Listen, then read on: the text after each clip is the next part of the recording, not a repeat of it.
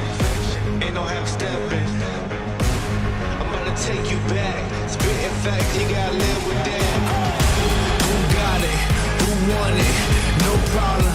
We mobbing. In the city, plenty havoc causing. Do or die, it's either all or nothing. Best believe I'm leaving out with something.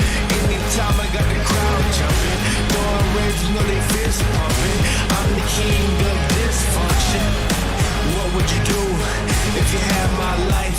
Word like me, had them stripes. Would you go hard just to have that ice? Lot of dudes fuck trying to have that price. Get a yo cooking about to add that spice. Nowadays dudes never had that fight. When they push your boom, better burst your pipes.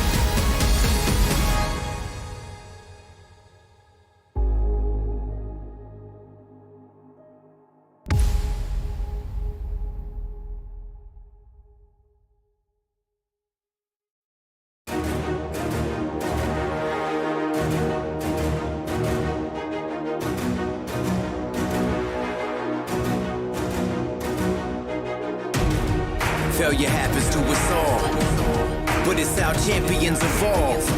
The only thing that matters from a loss is if you get back up when you fall. You gotta get up. Failure happens to us all, but this is how champions evolve. The only thing that matters from a loss is will you get back up when you fall. You better get up.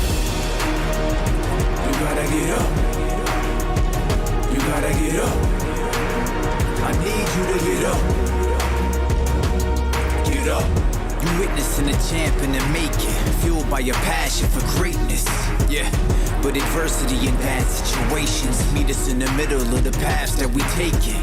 But it's what you do after that makes men. Will you quit or will you stand up and face it? Tell me, do you have what it takes to swing back when this life asks for the fade? Can you tell me you'll adapt to the change when the punch lands and it puts you flat on your face? After you wake, will you stand up and say, get mad, hit back, lit match to the flames? Failure happens to us all, but it's how champions evolve. The only thing that matters from a loss is if you get back up when you fall. You gotta get up. Failure happens to us all, but this is how champions evolve. The only thing that matters from a loss is will you get back up when you fall. You better get up. You gotta get up. You gotta get up. I need you to get up. Get up.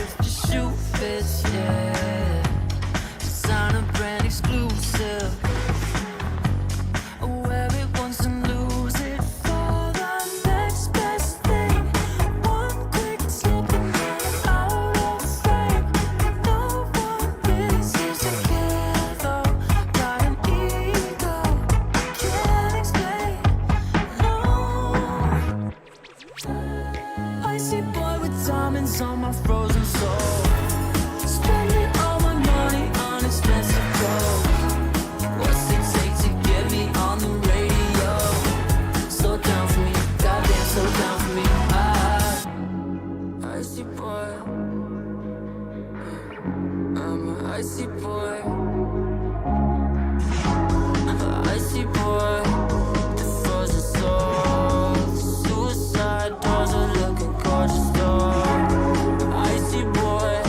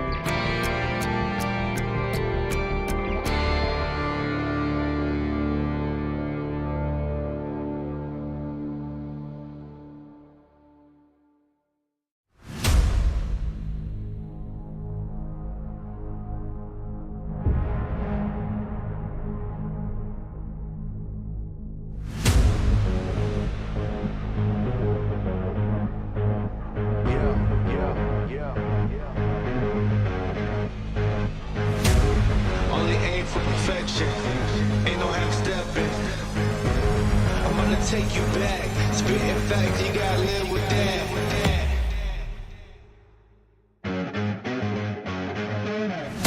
Who got it? Who want it? No problem. We mob it. Who got it? Who want it? No problem. We mob it. Raised in the belly of the beast. There were days where I barely had sleep, but I had to work more than competition. I can't live like the opposition. Living everything I dreamed of, doing everything you think of. The way I work, I'm on the brink of doing everything you dreamed of.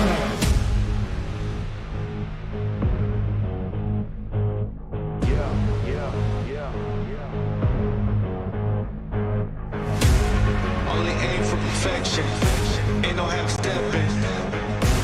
I'm gonna take you back, spitting facts, you gotta live with that.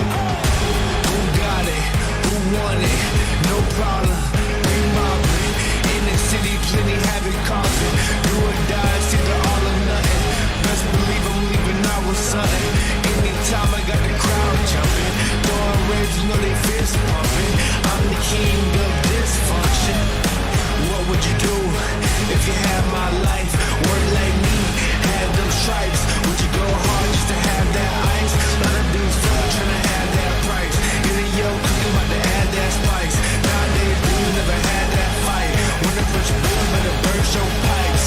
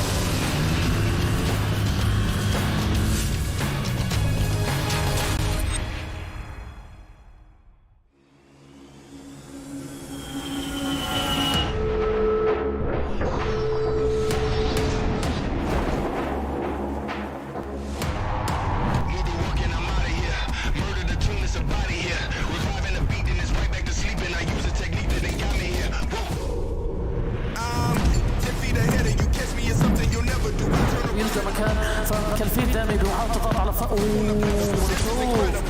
بالفعل روب المخطبوط العراق موجود معانا ليخلص مدفع تواجد الايسبورت بعد تكسر الوضع تاع اوبا حاليا عم يخرج لوحده بالصراط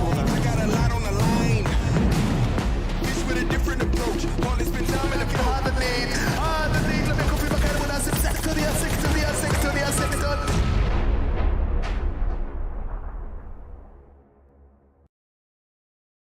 Welcome everybody to another day of the PUBG Mobile PMPL Arabia Fall Split season and the final day of the league portion of this tournament, where we will finally determine the top 16 teams moving over to the finals in a couple of weeks. My name is Imperium, and if you want to join in on the conversation, go ahead and follow us all on the socials. Find us on YouTube, Facebook, TikTok, as well as, of course, Instagram and Twitter, and get involved with the hashtag PMPL Arabia. And I'm not alone for this final day of the league portion. I'm joined by the wonderful Monica to take you through all of the action that's coming up today. Monica, are you excited for today's final 5 games? Man, I was excited watching yesterday too, and Imperium was roasting me before the broadcast started because I was watching yesterday. He's like, "Get a life, Monica," because if I'm not casting here, I'm watching you guys also roasting me on stream where I can't really say anything back. So anyway, I am ready for this last day. Indeed. Let's go through the standard stuff of the format across the whole of the PMPL. If this is your first day joining us, where have you been for pretty much the last 3 weeks? Come on. But either way, you've joined us at one of the more exciting moments of this tournament as we start into weekdays, go through the super weekends, and again, these teams are fighting for the finals. So yeah, super weekend, like you said, last day of this last super weekend. So after today, we're going to be off for a whole week, guys, because we're going to go into the finals. But of course, the top 16 to see who is going to make it. But here we are. I kind of preluded it right into the calendar. Yeah, this is it. We've had 3 and pretty insane weeks of action. Week 1, week 2, and then this week 3 had 0 breaks. We went from Monday starting to Friday, 5 days non-stop action of PMPL Arabia, and like you alluded to, that kind of week and a half break before the grand finals going on the 21st to 22nd and the 23rd. The prize pool, of course, is a massive part of the PMPL Arabia Fall Split. Yeah. A grand total of 150 grand up for grabs, Monica. So the league stages that we're in right now, as long as you're in the top 16, you make finals, right? So I want to see some of these teams utilize this space as, hey, it doesn't really matter if we finish 2nd or 14th, right? It doesn't matter as long as we're in that top 16. I wanted them to utilize this last day to kind of, test some things or really solidify certain spots going into finals. Like, hey, this is our compound, or hey, we do this big split and we take this building. We want to solidify this spot and make sure this other team that loses by us doesn't come near us. That's a fair kind of attitude to take. You also need to consider that there's the 5 grand up for grabs in today's 5 games, which is certainly an important aspect to put into the fold. That will involve maybe some teams wanting to play a little bit more cautiously and play for the late game, and that might impact then their ability to kind of learn a little bit extra coming into the finals. A team that really capitalized on that, Imperium, yesterday was SKYROCKET, right? They just infamously took 3 of the chicken dinners yesterday, which, by the way, the only team that was holding the record before was 2 chicken dinners in a day, I believe, from GEEKAY. So it was SKYROCKET. They're now the record holder for most amount of chicken dinners in one day. It was such a wild last game, especially roller coaster ending around the lumberyard hills. It's kind of it was just crazy to be in that moment as a commentator. At least you could see me right at the end of the game, like my hands were up in the air because I was like, I can't believe he actually pulled that out of the bag. It was pretty incredible. Let's take a look at the overall standings coming into today's 5 games and see where these teams lie, right? And obviously the top 8 are somewhat super secure in their overall standings for the finals, but there's certainly some positional placements that can be made up. I want to really highlight R8. Okay, we see them in the top Okay. half here.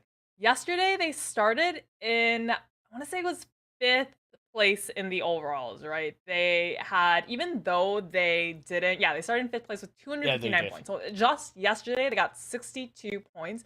Even though Yeah. they didn't get any of those chicken dinners, they were super consistent beyond that first game yesterday. They were, the worst they did was fifth place with 3 eliminations. Everything else was, second with 9, third with 10, just really, really consistent overall.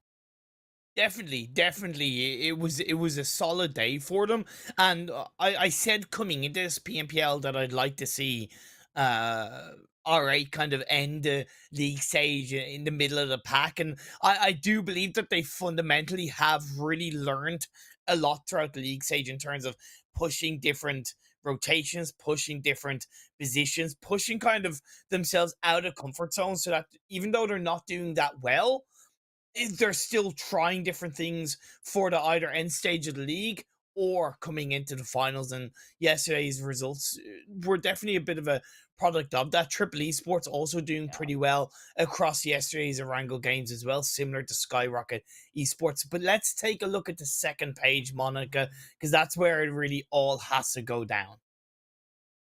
This is where we're starting to get in the danger zone, right? This is the twilight zone, right? Towards this bottom half. Mm, Especially, okay, the teams that aren't in this weekend, right? 4K, Rad, they can't even defend themselves right here because they're not playing, they're not gaining any points. So I yeah. think 4K they're starting to get a little worried, right? It's starting to get close. Rad is extremely worried. They're on the 16th spot. That's that last ticket to get into the finals.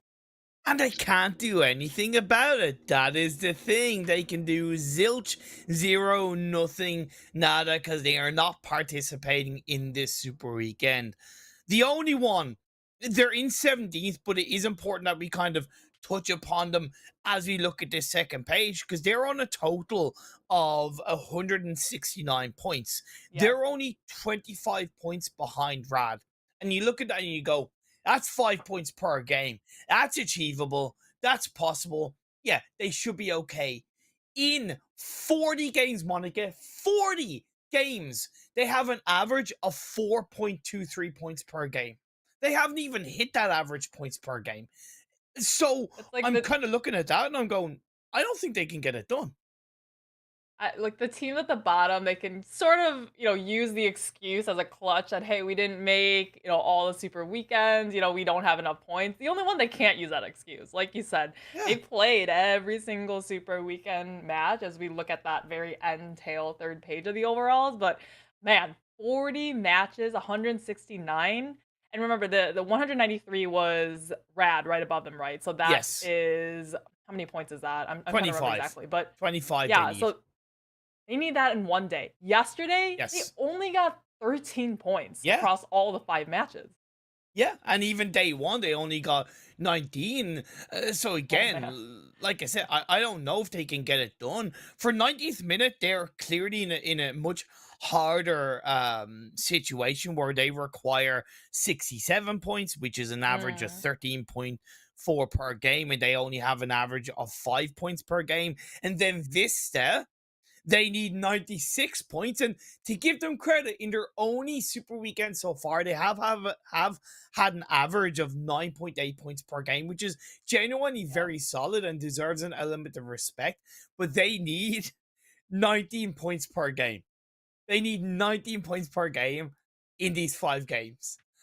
That's Nine Yeah, I mean, 19 points, that's a lot, right? 19 yeah, points is, if you don't if you I mean, you should get a chicken dinner, right? But if you don't get a chicken dinner, you have to get, like, 2nd or 3rd, and you have to get at yeah. least, like, 9 eliminations to get to that 19. Like they got 66 points in day one of this Super Mhm. Weekend. They got 30, I think 32 points 32, yep, in day yesterday. two. So it is definitely going to be very tough. And as far as I know, the the highest point scoring day for any from any of these teams in the Super Weekend so far has been 83 points. So no team has even gotten that 96 point day. So like you look at GEEKAY, who have been on an absolute stormer over the first couple of weeks minimum. They're the team with the highest point scoring individual day, as far as I know, of 83 points. So I just look at Vista's mountain, and it's far too steep at this stage. Vista at the beginning of the weekend, they needed 193 points, right? Yeah, And minimal. the first day they did what, 66 points? Yes.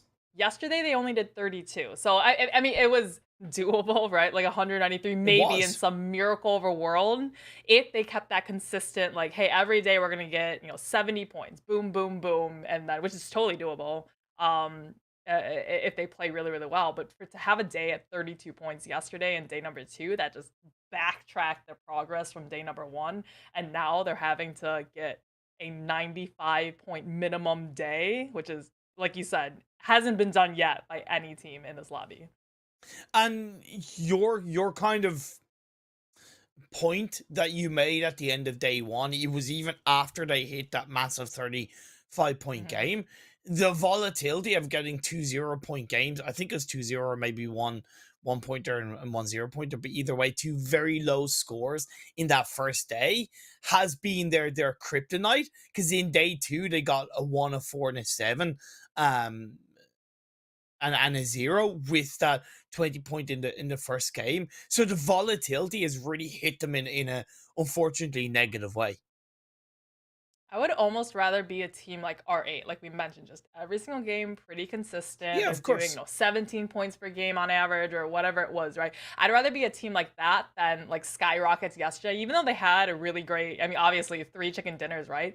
The 2 games that they didn't win, they went out with 2 points only. They went out with I think it was 11th with like 1 elimination 2 points point, in each game.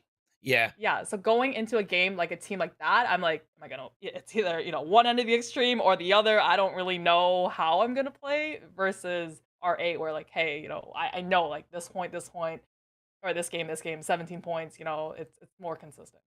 Yeah, you're 100% right.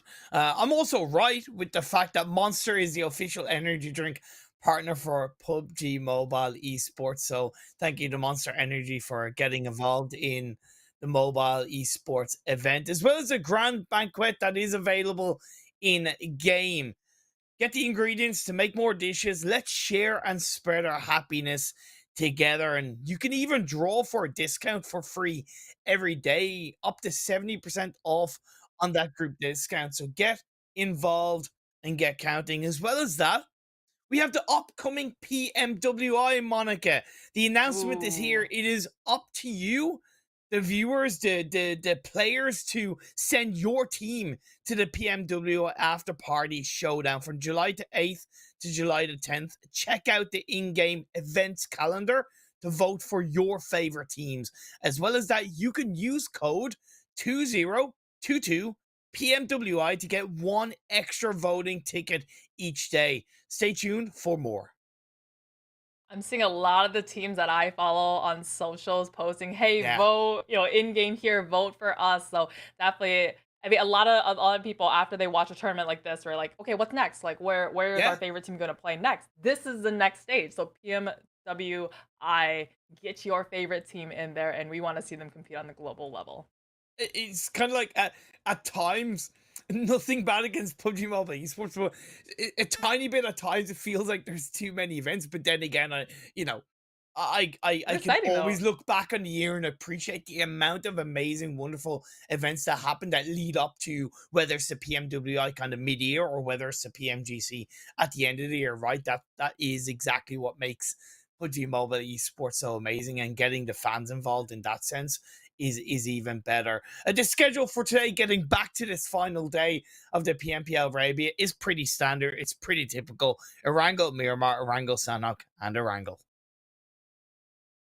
Right, so obviously SKYROCKETs, they showed their extreme greatness on Erangel, right? Like, we don't really need to talk about them, but Miramar and Sanhok, I think those are really the outliers here, right?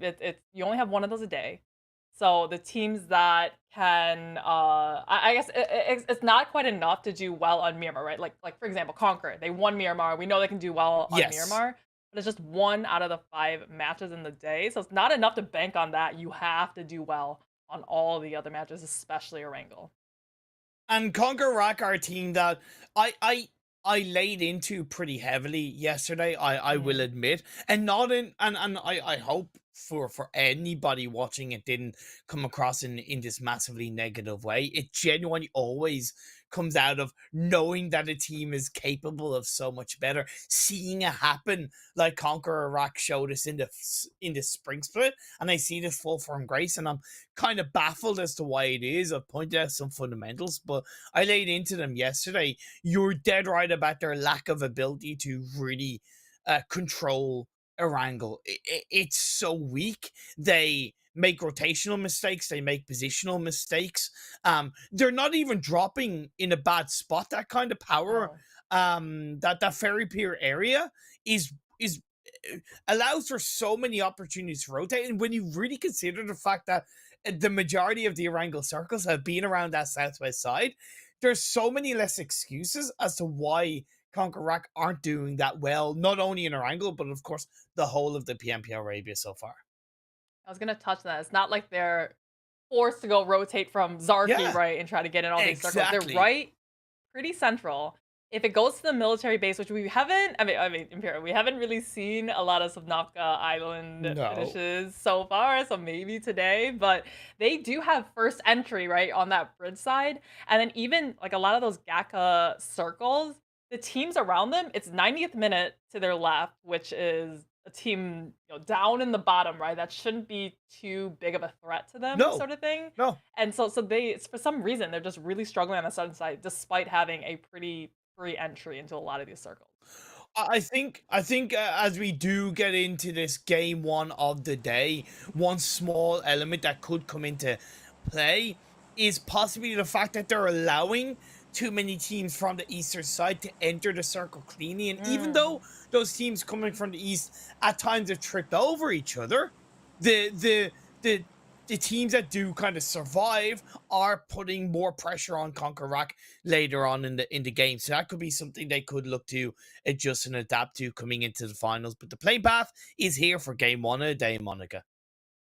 Actually, as you said that, I was kind of thinking, maybe coming through the southern side of Pochinki is the easiest way to get into those GEEKAY circles, and maybe that's why CONQUEROR is having so many problems. Because for an eastern team, such as 4K, such as the only one, right? If they come wide over north, they're going to run into Major Pride. If they come in through this Razak school area, that's GEEKAY, that's NASR, I don't want to mess with them. If they come in through Pochinki, that's NIGMA Galaxy, right? So it kind of looks like the only free-ish entry is just to the south of Pochinki, right where CONQUEROR is looting. So maybe people are just choosing the easiest route into the circles and are just steamrolling through CONQUEROR in that way. That's a fair point, but if you want to be one of the best teams, you got to be able to send the messages of you're not going to get through us, you're not going to get passes, you're going to have to find another way. And as phase one pops up, lo and behold, would you look at that? It's a southwest circle.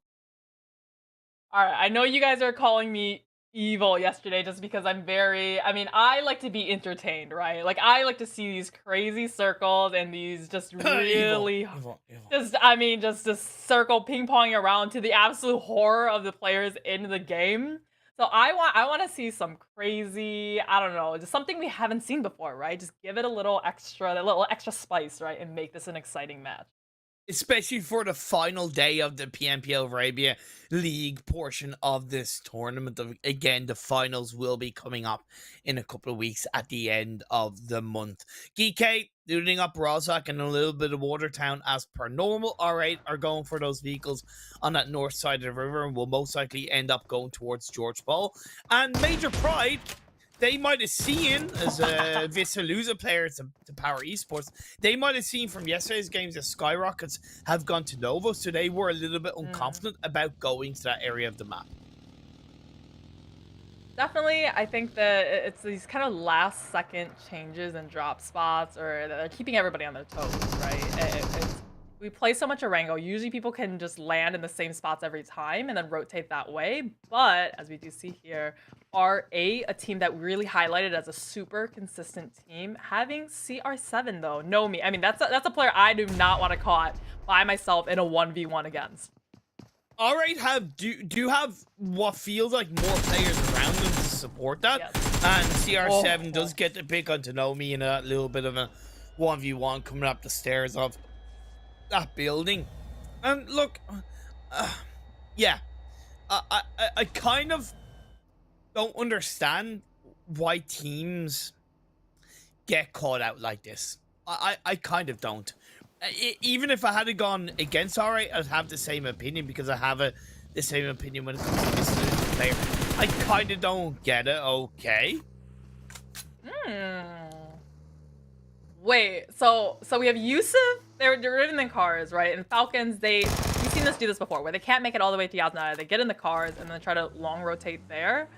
They're going for the vehicles, but now also R8 maybe a little bit too spread out because we had 2 focusing on Major Pride. Now the other 2 are caught in the, claws of Falcons, the talons of Falcons, and are left just proning on the side of a hill.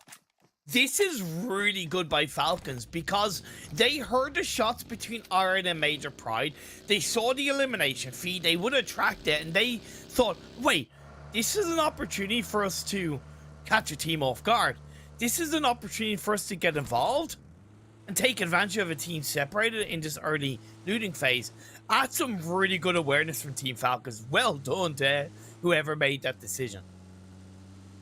Falcons is at the 200-point mark on the standings, right? They are currently in 14th position. They're not really in danger of falling out of that top 16 unless we see, like, the only 90th minute Vista just have an outstanding day, right? So they're I think, but it definitely does hurt, though, to see yourself, especially a team like Falcons that is such a strong team, sitting in 14th position. So I think it psychologically, I think it messes with your mind.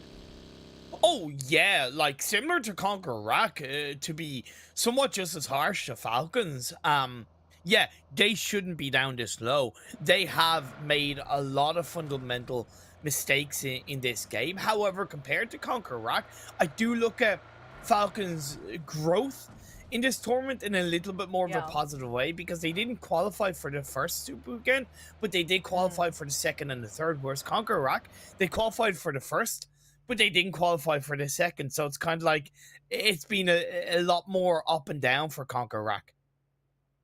Yeah, you always want to see progress, right? As long as it's a upward trend, no matter the slope, is always a good thing. Instead of, like you say, CONQUEROR going up and then just, diving to the bottom, hitting rock bottom to have to try to claw their way back up again. So much volatility, and yeah, this is a team that we know CONQUEROR, they can play well, and I think it's a little disappointing to us to see them not qualify for the second Super Weekend, and now they are barely trying to qualify into finals. And even if you look at what we've just seen on our screens, and I'm not saying the only one are the biggest threat in the world, but CONQUEROR have allowed the only one to go on top of that Ferrer Pier Hill, instantly blocking and slowing down CONQUEROR. It's crazy that they're allowing that to happen.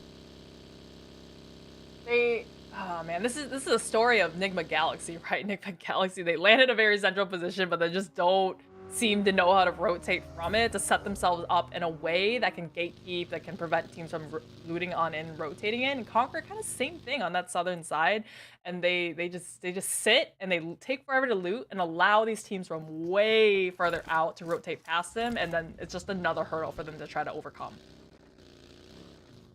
Triple Esports swinging through this eastern side of the map, going a little bit past a couple of the Vista Gaming players. YALLA still on that north side of the river, coming out of Severny in a bit of a 2-2 split. And R8 still looting up around that North George area, clearly delayed by the entanglement with not only Major Pride, but Falcon Esports into the early part of the game. The only one, Luffy, we touched that. This is the team that really has no excuses, right, of being this low in the standings.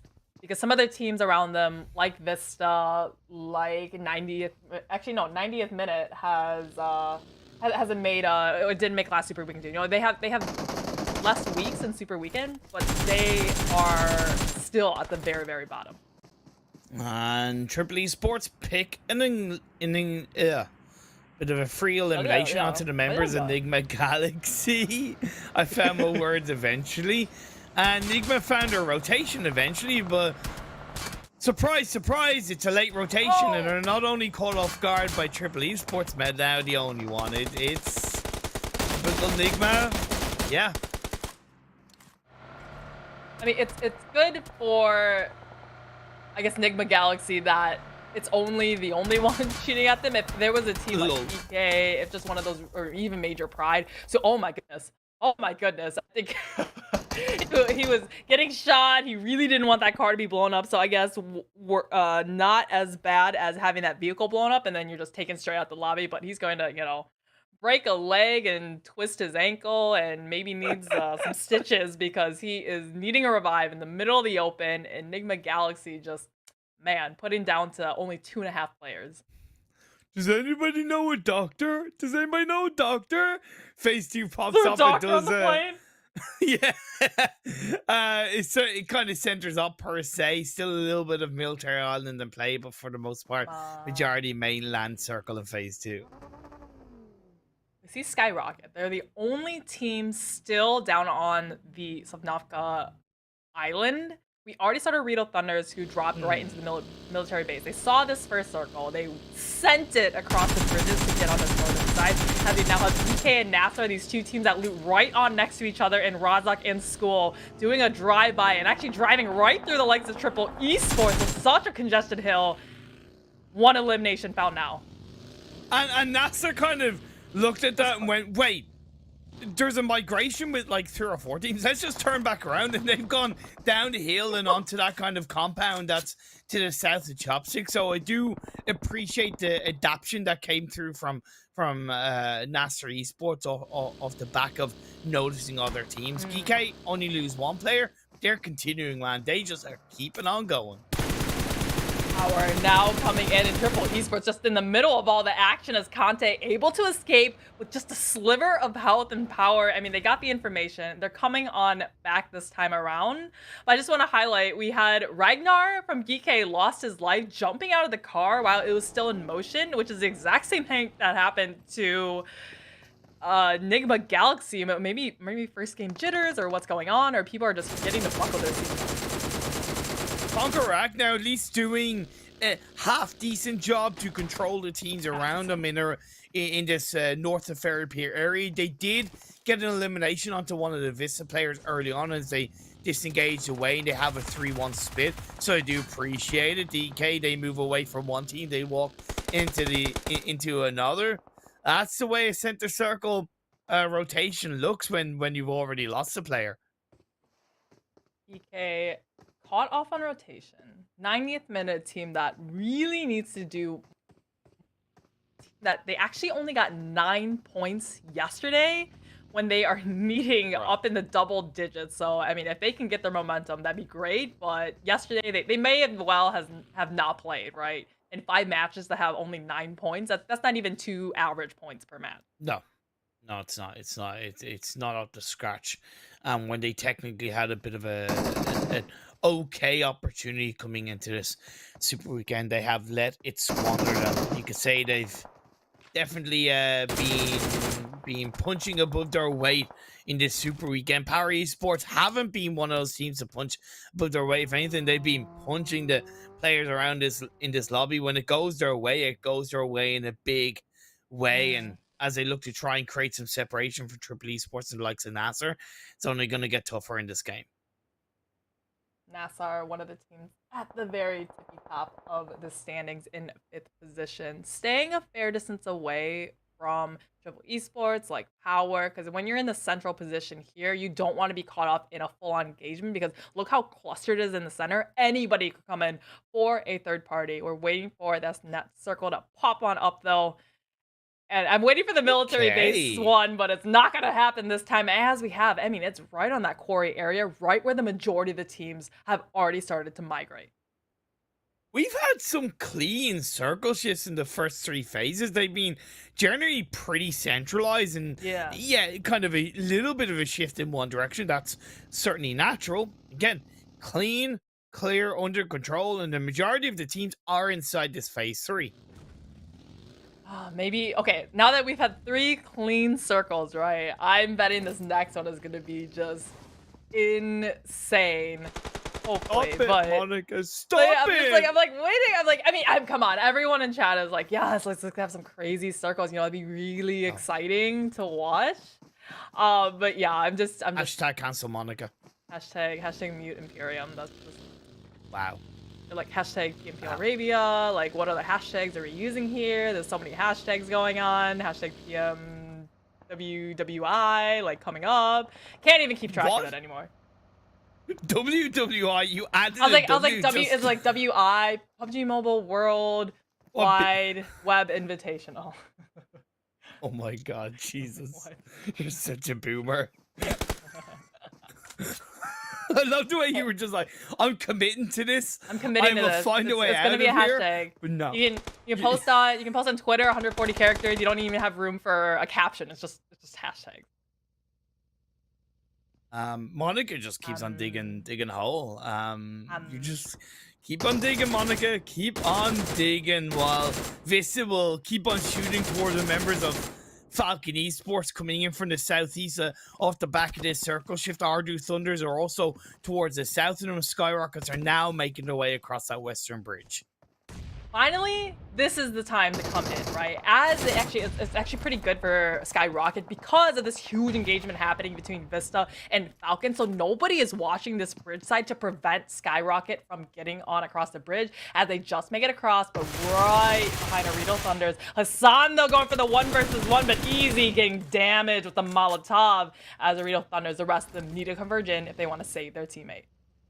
A little bit of friendly fire, however, I really appreciate that from SKYROCKET, and OOREDOO Thunders made a massive mistake. In the previous circle, it looked like they were kind of holding on to a bit of a bridge camp, which is great, but in this circle, you got to make a decision of either going for a full bridge camp or a full disengagement. You can't really half-ass it in this phase 3, and SKYROCKET's pushing as a full squad and took the advantage, but now their attention turns over towards the members of Falcons. Triple R plays it in, 1 knock, 2 knock, and another knock potentially ensuing as Falcons are down to just 1 player. Man, SKYROCKET, they're keeping the ball rolling from what they started yesterday with 3 chicken dinners on Erangel and Imperium. I was ready for this circle, and it goes all the way over to that western side. We have a lot of mountainous ridges to play in, and not a whole lot of hardcover or compounds at all. There's a few more than it initially looks, as Rip is going to get caught off guard with the nade in his hand, as Yusuf still plays inside the warehouse, is forced to pull out a first aid, as is Salam on the other side. You do still have Easy a little bit further back, but across the road, so unlikely to be able to get over to that. Pre-nade being cooked up as Yusuf will hear the vehicle sound, and he low balls it in, hoping that the player from SKYROCKET Esports is pushing forward. Triple R pushes in to try and support his team, but Yusuf does get a couple of shots on board. Now in comes Easy, as it's a full squad of SKYROCKETs trying to send in and find the final player of Falcons. Yes, he can. Yusuf, he's down to a sliver of health. He goes down. Yeah, I was a little scared for Easy because he did push up by himself into the world. So I was saying, man, that's, you know, really forcing the 1 versus 1. But fortunately, his teammate was there to clean it on up. Out goes Falcons first out of the lobby. GEEKAY, though, they haven't seen, you know, they lost Ragnar right at the beginning. They're still trying to recover from it, but at least they're against Major Pride with only 1 player left up. So, I mean, he's just trying to find anywhere to hide right now in Imperium because there's not a lot of fragging power by the likes of only 1 of Major Pride. And again, to kind of go back, there is a little bit more hardcover than it somewhat initially looks, but you're kind of very committed to it because of the amount of ridges and mountains that are in between those compounds. So it is kind of very, you know, you commit to one area and you hope the next circle goes in your favor. Everyone is begging for the circle to go into their favor, and something that Vista is begging for is a little bit of mercy from SKYROCKET. We have 1 cut out by himself, leading on out with only 1 still left alive. But Triple Esports, I mean, they're going to need to defend from POWR as they ascend into their building. Down goes Major Pride, and it seems like it's going to be Triple Esports. The follow suit Alhaji goes for the drop shot, connects, and that's another squad down. We are 13 teams left coming into the tail end of phase 4. Beautifully fought in the compounds as we come now on to GEEKAY ESPORT, they're right in the middle, right? And they're watching OOREDOO Thunders. Remember, you called them out for keeping one eye on the bridge, one eye on trying to get in, and maybe that couple seconds of just being unsure what to do was how they were caught out by SKYROCKET and allowing them completely free access across the bridge. R8, though, this fight is not over yet now because R8 has now crashed onto the compound where POWR did take out Triple Esports just before. Whoever wins this will have to still make it into the edge of the circle. And yes, they might just make it in, but RTG are on top of that hill a little bit further and waiting. I'm a little bit surprised that they're not trying to get involved in an earlier third-party opportunity, because that certainly could work in their favor. But in a 2-2 split right now, it seems like they're trying to focus a bit more on this next circle shift that's incoming. Yeah, they could have maybe come in 30 seconds before while they were still fighting, right? You had multiple members of POWR knocked from their engagement against Triple Esports. Everyone keeping an eye on this circle, though. Imperium as it comes to the opposite side, this time on the northeast. Okay, so R8, POWR, delighted with this one. Road to Glory, really happy with this one, but teams on the outskirts like CONQUEROR, like YALLA, they've got a ways to rotate to get in.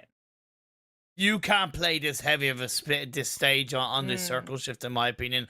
RTG, there's a massive risk going for kind of what is essentially a 2-1-1 split. Yeah, Vault might be able to support J9, but again, if a team crashes in, you're going to be outnumbered, outweighed, outpowered, and it's going to be a player picked off one by one. YALLA getting a knock onto one of the player of NASR Esports down in the southern edge of this circle. 90th minute, having to disengage from this compound down on the south side of the Ferry Pier area of the map. Across the road, are going to have to go onto the hillside. SKYROCKETs are close by to them.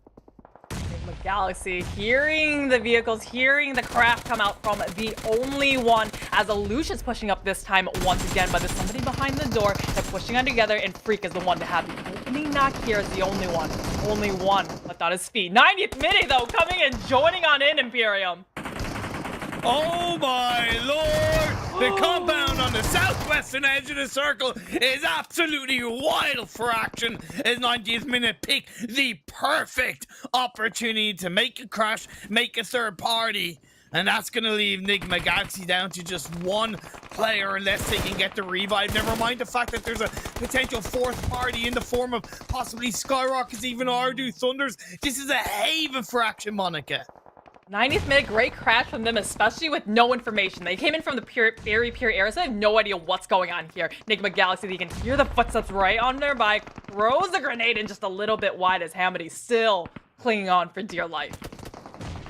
That was great for the only one because their days were very much looking numbered, but they've been able to get a revive to stick up as a two-person team. Luffy on the other side. Sorry, as a three-person team, my apologies. They do end up getting the better SKYROCKET. Good job indeed for the only one. Drop the 3 eliminations, and remember, they need an average of 5 points per game with 3 eliminations and up to a minimum of top 10. They are on target to reach it at least in this game 1. That's a tall glass to fill, a tall task to ask for as 90th minute, 4 eliminations found, but losing 1 already is going to debilitate them as we see POWR go out in 10th position. We still have all these teams here, and Imperium, they're barely in this circle, and we still have a lot of these teams. Like, somebody needs to win this compound, somebody needs to win it fast. Oh yeah, nobody wants to get evicted. Nobody wants to hand in their notice. They're all fighting or crawling for it as NIGMA Galaxy's final player is going to come in, and down goes the only one eliminated at the hands of both 90th minute and NIGMA Galaxy together. Double trouble boil and Brubble Tam Tam X chucks in an aid looking for the final player, NIGMA Galaxy, as the next circle has shifted away from these two teams. All right, Hamady won against the world. 90th minute, though, they're looking to storm the beaches and clear out this and give the eviction notice letter. But, I mean, 90th minute, no and way. it's a drop shot. No way, no Hody. way. No way. Come on, come on. Oh, so close, but it's the S12K to get rid of NIGMA Galaxy. 90th minute survive, but how much damage has been given to them? They're running out of time. The Phase 6 Blue Zone is having to close in, but what a valiant effort from Hamody. Modi, I mean, NIGMA Galaxy does this all the time when they're by themselves, pulling out the craziest 1v2s and 1v3s, but it wasn't enough this time as OOREDOO Thunders turning their sights onto Road to Glory. But I mean, that circle for the second consecutive time up in that northeast corner as everyone on that southern western side is left, spinning their wheels, trying to make the biggest rotation of the century. And OOREDOO Thunder's Day earlier on, a couple of minutes ago, had gotten a couple of knocks onto the members of RTG. The revives came through and they sent them back. But OOREDOO Thunders need to focus on CONQUEROR. Rio sends it around. GEEKAY, the final player. Gates is still alive, coming in on the backside through the southern edge of the hillside. You can see that he has a lot of information in front of him, but he's on his own. Little support as YALLA are getting pushed upon by CONQUEROR. Bombas not safe is on his own, and CONQUEROR looking for another elimination, but they can't find it. They're still alive. YALLA's still going strong, and Reva's on a sliver of health. When in doubt, use your cars and get a quick knock. But, I mean, safe. He's still able to stay up here. Reva, though, I mean, he's got the grenade. He wants a little redemption for the rest of his team. And the nade is good. Goes for the flush. But Safe still unalive. But CONQUEROR, they are finally taken out in 7th position. 90th minute had 2 players strong. They push it in towards the southwestern edge of the hill. Came into the circle and get the finishing blow onto the final player, GEEKAY. But now RTG, the 4-man team, looking in his direction, and there's nothing Cholo can do, but still a top 5 finish for 90th minute with 7 eliminations. Road to Glory did so good. They had that huge split about a circle and a half ago, and we said, you know, you can't hold that big of a split in this end circle, so they've converged, and now our 4 independent players just taking down everybody on their side, and suddenly Imperium, we're down to 4 teams. Road to Glory, they're kings of the hills now. Everyone else looking to ascend as the grenade from Safe does take out OOREDOO Thunder. That's gonna leave us with 3 teams, a full squad of RTG, a 3-person team of R8, and the solo player from YALLA still alive. Road to Glory, they gotta make this full squad count. They have the southern edge of this hillside they can wrap around, but in my opinion, they're allowing R8 to get a little bit of an advantage, a little bit of a stranglehold in this engagement. R8, we saw such consistency come out from them yesterday, right? Having such great games. R8 though, but they're on the wrong side of this hill, and Road to Glory is looking to capitalize as they prevent them from getting in. We still have that solo from YALLA, like you said, and he could play a huge factor of turning this fight into either side's hands. Despite the shots on the R8, I still look at us at R8 as having a better position because they have the low ground, and because it's a harsh hillside right in front, they're able to peek and shoot, and those shots in their direction will give them a lot of clean information. RTG are on the swivel though. They're fully aware of the potential head peaks coming through. They are ready to shoot at them whenever they come through.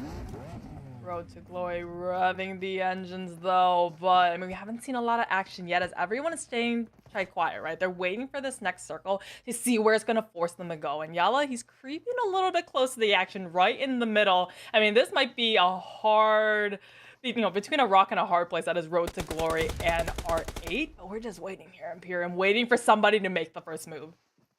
Because there's been so little action on this western edge of the circle, RTG might be a bit presumptuous in thinking that it's clear. And there's a crate drop right in front of YALLA. Saif, who is the final player alive, and that crate is inside the circle. The thing is, R8 are covering that northwestern side. They're not really allowing YALLA Safe to push in. The thing is, in the middle, he might be the piggy in the middle, but that piggy might come abiding, might come yonking in the very tail end of this result.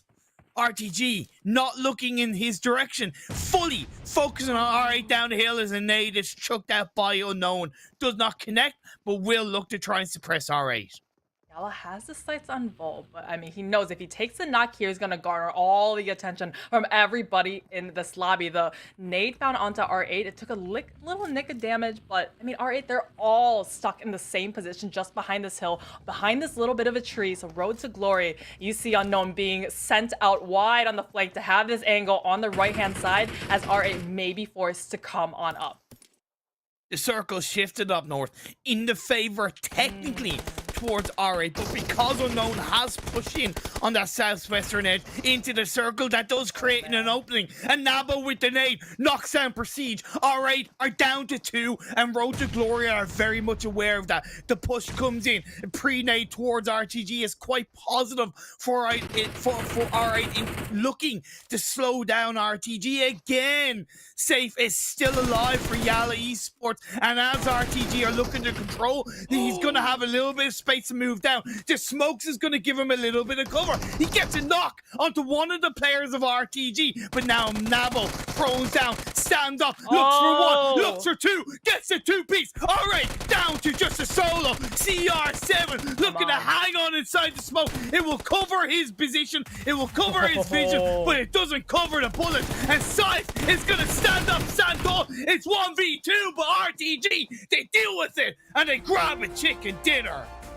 Perfectly played from Road to Glory, keeping all 4 up at the very, very end. And I want to shout out YALLA.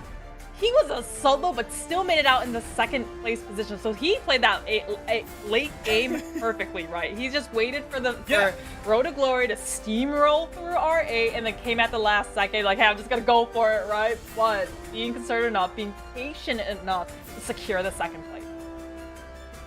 Road to Glory, a very positive result, and there were certainly 1 or 2 shaky moments when they were a little bit slower to reform as a full squad. And again, I noticed that at one point they had a minimum of 1 player knocked. I think, if anything, 2 at the hands of Ardou Thunder. Fortunately for them, Ardou Thunders were a little bit too far away to really get that push, or they simply didn't feel confident enough of pushing on those knocks because of the amount of teams left alive. So the revives were able to come through, and RTG were given that second chance to control the game, and indeed they did.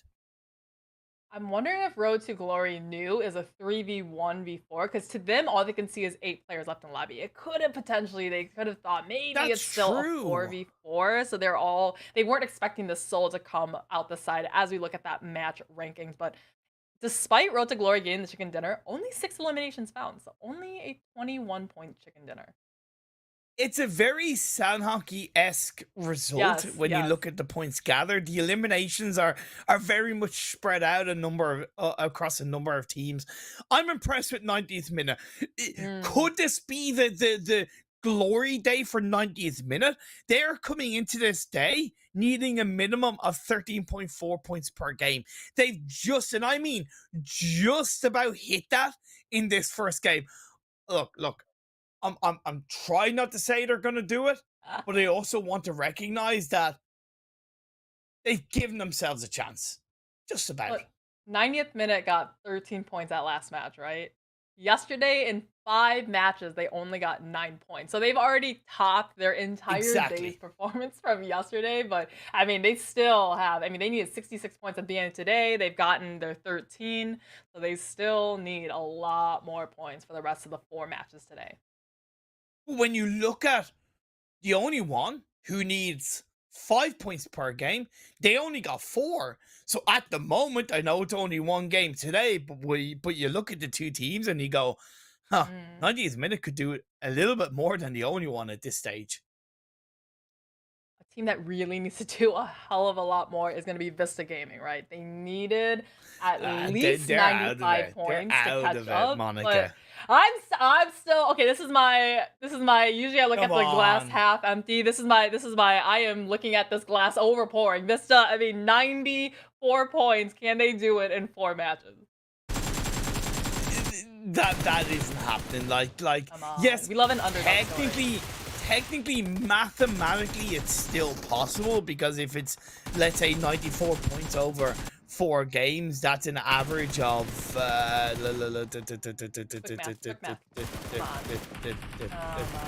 23 points per game. So mathematically, that's possible. But that requires them winning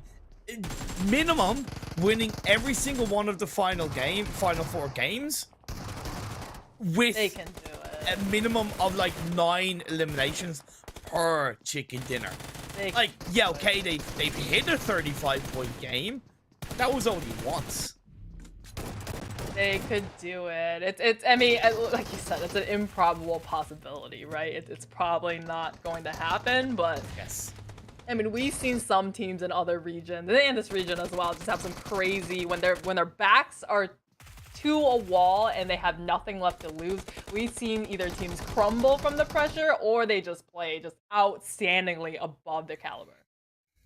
And again, I said this with Highland Muff, they can't, and they really shouldn't be disappointed with their end result, presuming they don't make it, because I think considering they only qualified for one super weekend, they have had good averages and they did capture a lot of hearts in that first day with the 66 points that they got.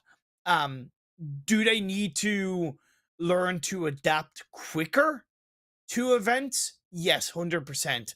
But I also know that it was very tough for them coming into this tournament, and they just didn't hit the mark enough for the weeks to get the points required. I'm very confident in saying that if they had qualified for the second super weekend, I believe they would be in the finals.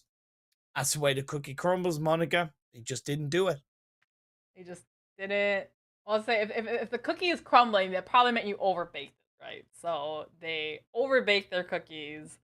Way too many minutes, not enough butter, right? So I mean, I'm hoping they can make something of those, dried up cookies for this weekend. But yeah, it's a lot to do for just 4 more matches to go. Oh man, it's tough. It's tough. But then again, as much as we do highlight that, like, the super weekends are important, getting into them is certainly true. You also can't afford to squander them, and a team that unfortunately, and I hate to kind of highlight them in somewhat of a negative way, we have to call it as we see it. Team that squandered those super weekend opportunities has been the only one. Yeah, they one of the only teams at the very bottom out of the top 16 that has made every single super weekend. Yeah. Yet are still just barely above certain teams. Like they're just barely above what is it, 90th minute, who hasn't Yeah. made all of them, right? And the points are almost the same. Exactly. Exactly. And you know what? They might just have to get involved with the grand banquet event to find our form once again. You can, of course, get the ingredients to make more dishes. Let's share and spread our happiness together, as well as you can draw for a group discount up to 70% off for the grand banquet event. And thank you for supporting all of these amazing events that are in the PUBG Mobile game. We're getting into the second game of the day. Let's have a quick look at the overall standings before we get into it, Monica. All right, top half pretty solidified, right? Like we have these teams that obviously these teams they've already booked their ticket in the finals, right? They've performed well across all the super weekends, 41 matches. All of these teams here have made every single super weekend, so they're just playing for, hey, can we get that chicken dinner? Can we get that 1K prize that is available this last day?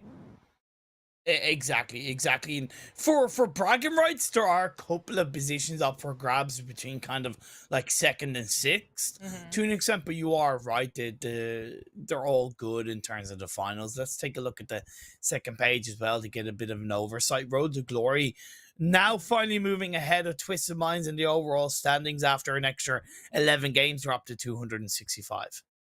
All right, just to remind you guys, 4K Rad, they're not in for this weekend, so they can't even defend themselves in terms of points. Rad just really feeling the pressure. And if I was someone like Rad, right, like I'm not competing, I'm not adding any points, I'm hoping everyone above me from 1st to 15th place is going to soak up all the points in the remaining 4 matches and prevent any points to be given to the only one, 90th minute, and Vista Gaming. The only one up to 173 points, Monica.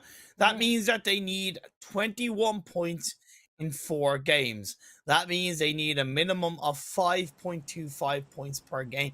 It has been increased after this first game of the day. Will Miramar fare better for them? I'm really hoping so, because as much as we like to be very hypercritical of the top teams. We take to, show a little love for the teams at the bottom and hope they have a bit of a comeback story, because that's really exciting, right? Seeing the growth of a region, seeing these teams being able to start off a certain way in the tournament and really end on a high note. And that's the thing. I will be a lot happier to see the only one make it if they can get 2 good results today.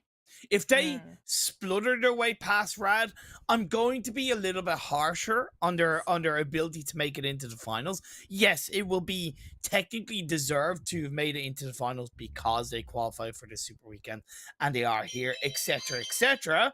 But in terms of again squandering and not adapting, there is that element of harshness that comes into play for the only one that worries me greatly coming into the finals compared to Rad. Maybe a team though that is, I take this to the next level, so stick with me. So if we have a team that maybe would rather have the only one in the finals versus a team like Rad, right? Maybe they'll do a little, hey, we know that the only one drops in a certain way, or they like to take this compound. We're gonna kind of stay clear of them, allow them to get as many points as possible to allow that maybe they would come into the finals. Because honestly, if I had to pick between 2 teams to fight, I'd rather fight against the only one versus Rad, because clearly like they don't have as much fighting power as a team like Rad. Yeah, definitely. NIGMA Galaxy dropping in on Pozo, pretty standard stuff for this Miramar game indeed. Phase 1 has popped up. It's gone quite heavily northeast, encapsulates a lot of the Junkyard, Minas Hillside, El Azahar, Cruz of Val, and water treatment if you're opting to go towards the northwest. OOREDOO Thunders, they saw that northeastern circle, immediately getting in their cars and try to rotate through, but oh no, it could be all going wrong for them as they were caught right out in the field. No hard cover, he just ejected himself as they find NASR, but fortunate knock on the NASR with the SKYROCKET out of the car, and it's going to be Batika to try to defend himself by himself. Okay, this is pretty wild. Unexpected engagement between these 2 teams.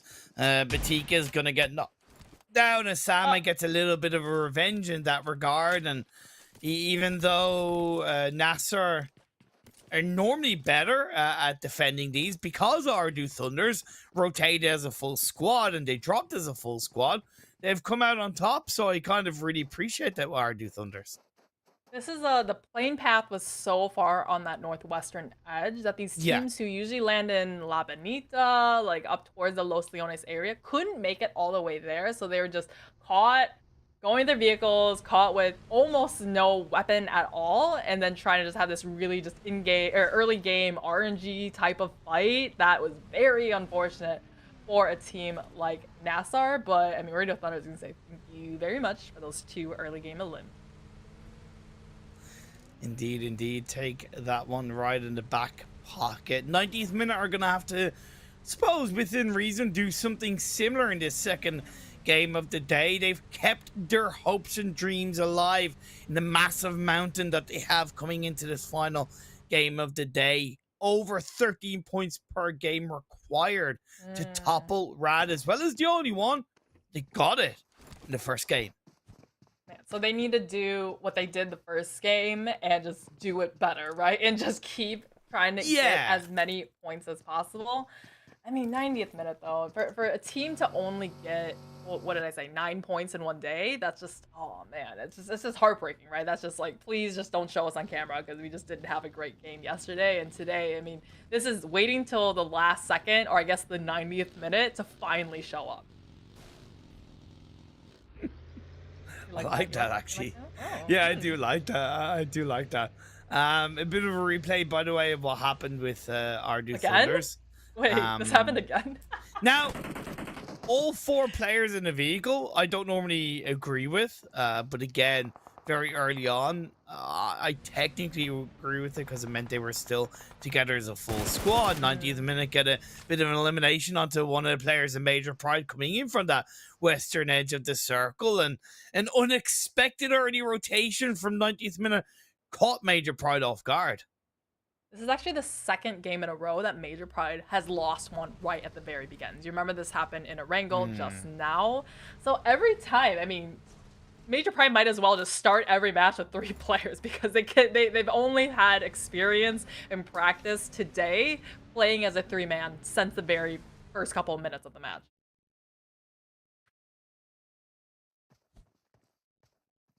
Let's see if RTG can put the nail in the coffin of VISTA. They've already picked up one elimination. It was technically traded. I'm sorry, not an elimination, but a knock. It was traded with a confirmed elimination at the hands of RTG. Volt does shoot up towards Trofka of VISTA Gaming. You have Eagle, it goes flying. Goes flying indeed. Golden Murado up into the sky as Road to Glory. They won the last match, so they're having the confidence and the momentum to take this fight, especially like the team from VISTA. They might not have the information. This is indeed VISTA, but after seeing that Golden Murado, that's a huge identifier, right? They are thinking, which team goes to Hacienda? More than likely, this is VISTA that we're fighting as they get another knock and trying to find another one on this hillside, but VISTA's using the hillside to their advantage, staying down low and having to force Road to Glory to come on over the top to try to shoot at him.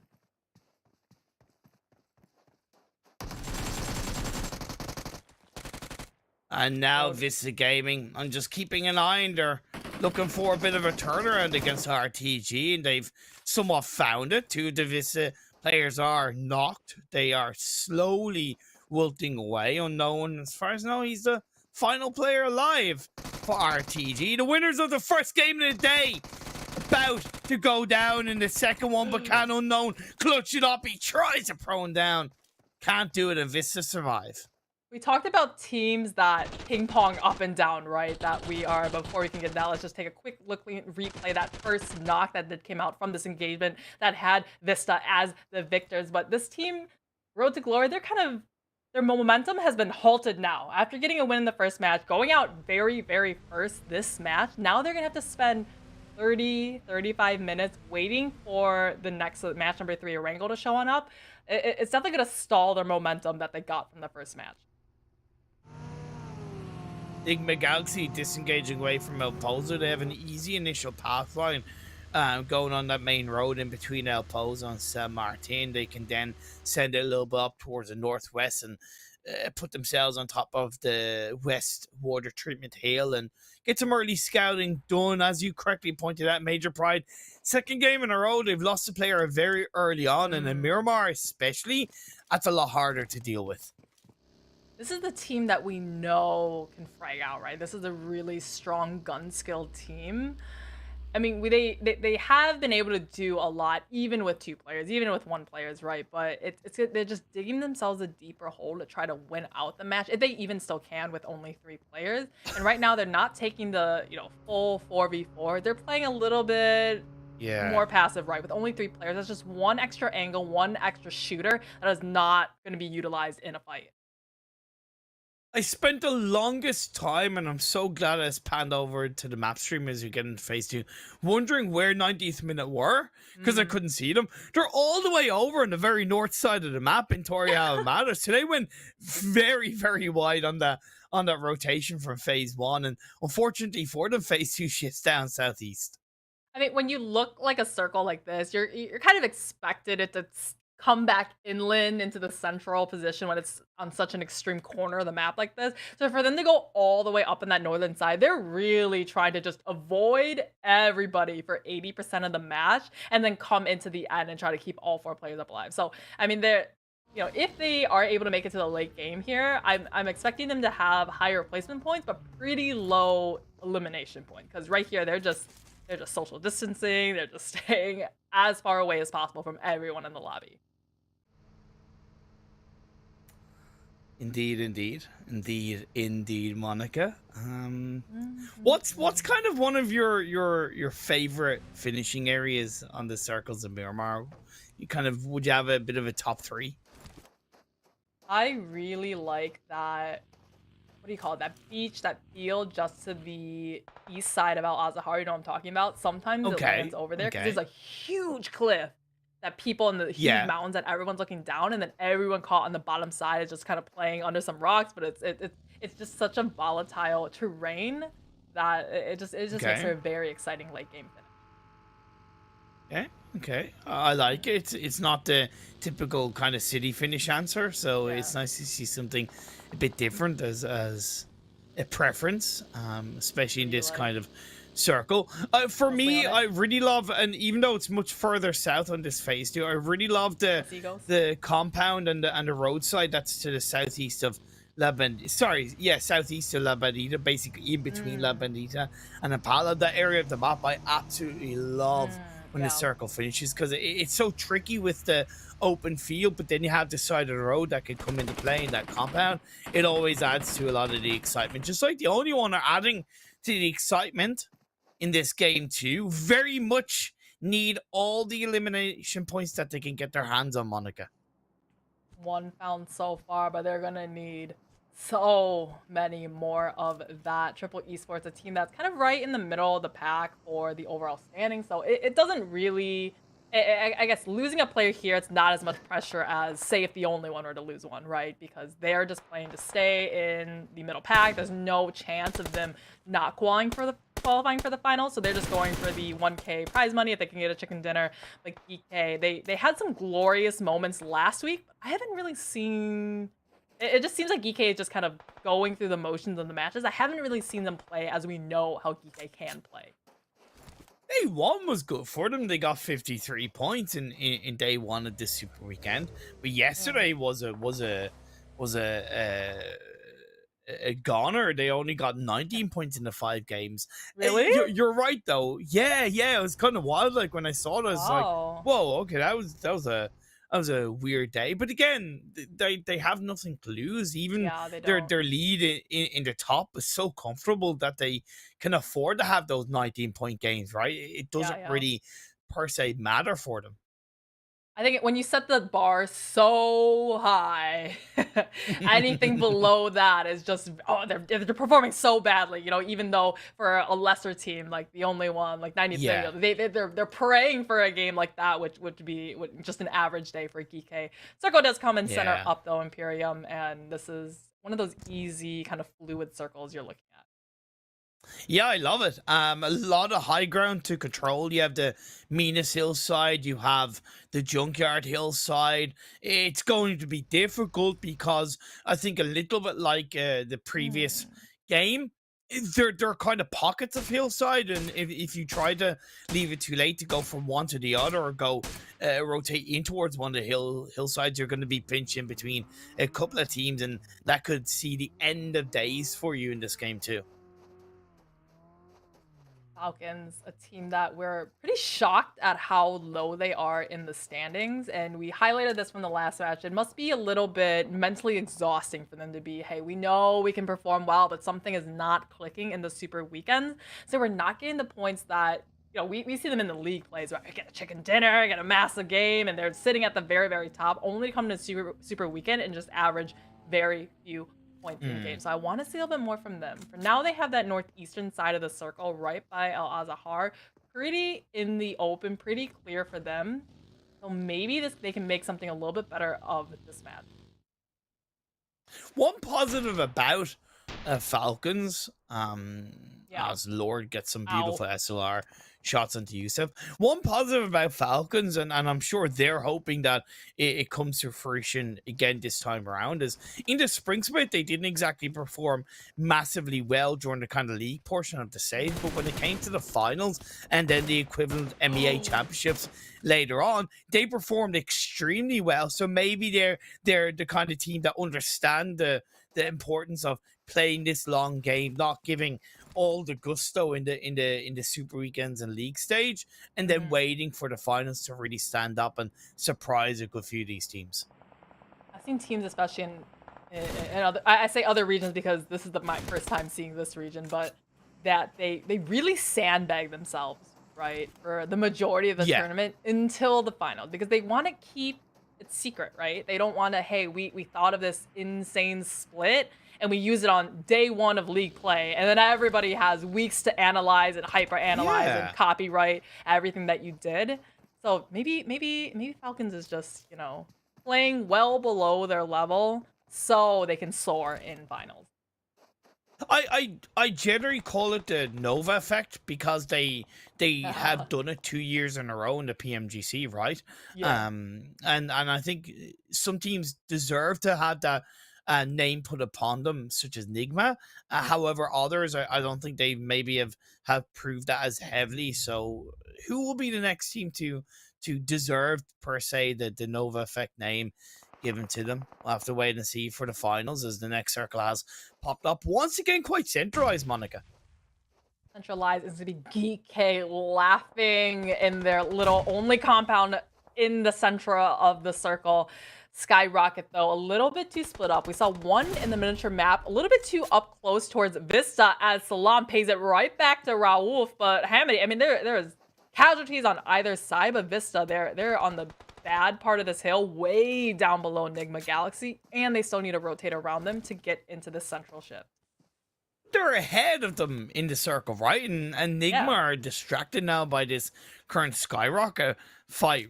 So for me, Vista Gaming not looking too bad, at least in terms of having Sunrise already on the edge of the circle. Another knock goes against NIGMA Galaxy. SKYROCKET Esports, it's hard to stop them, right? They are such a strong team in this third Super Weekend. And they just really fueled themselves, maybe a case of Monster each, right? As we now see NIGMA Galaxy maybe too committed in trying to flush out SKYROCKET below, because now it's going to be Falcons that come up on their bottom hand side, Never Alone going down to the likes of Freak and immediately going for that flush.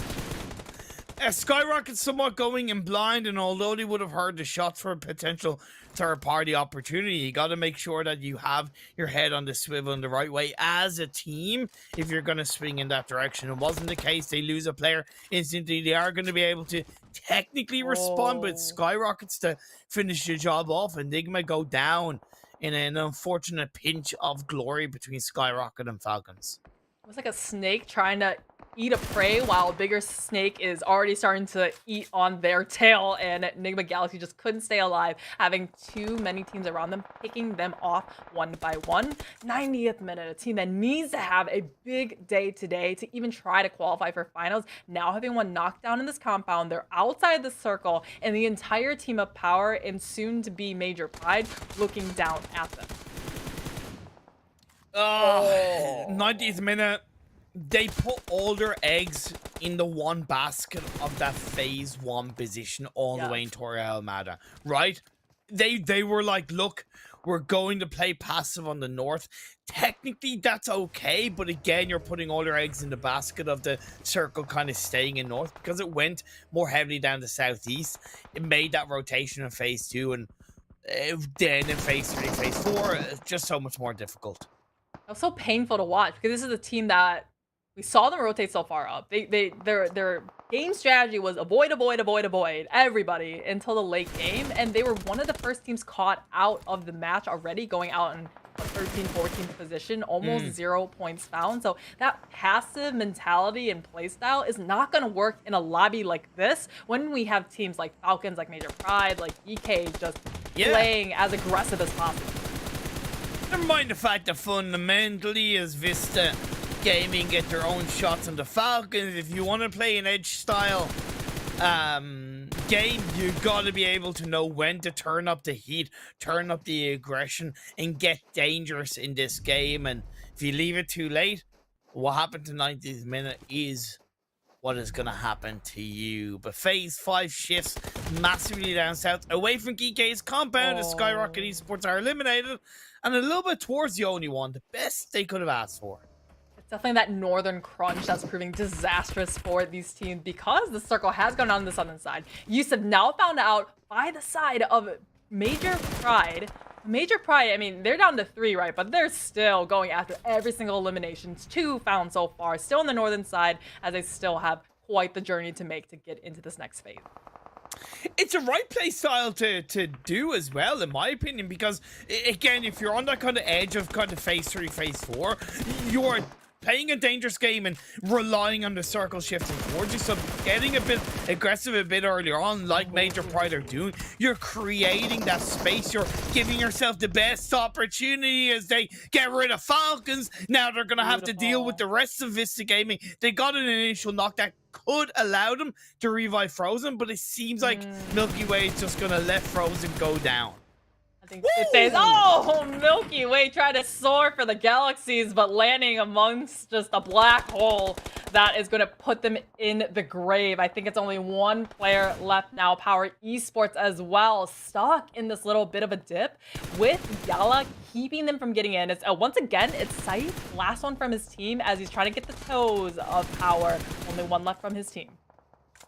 At least I know now why Milky Way is called Milky Way, right? He's gonna try and reach up into the sky and get up into the Milky Way galaxy up in space as YALLA go down. 18 left, 22 players alive, and this is very positive for the ONE1. They are up to 3 eliminations. They have the southeastern side of the circle, a beautiful 2-2 spread either side of the road, and teams are crumbling all around you, all around them. Like you said, Monica, that northern migration is so difficult and so good for the ONE1.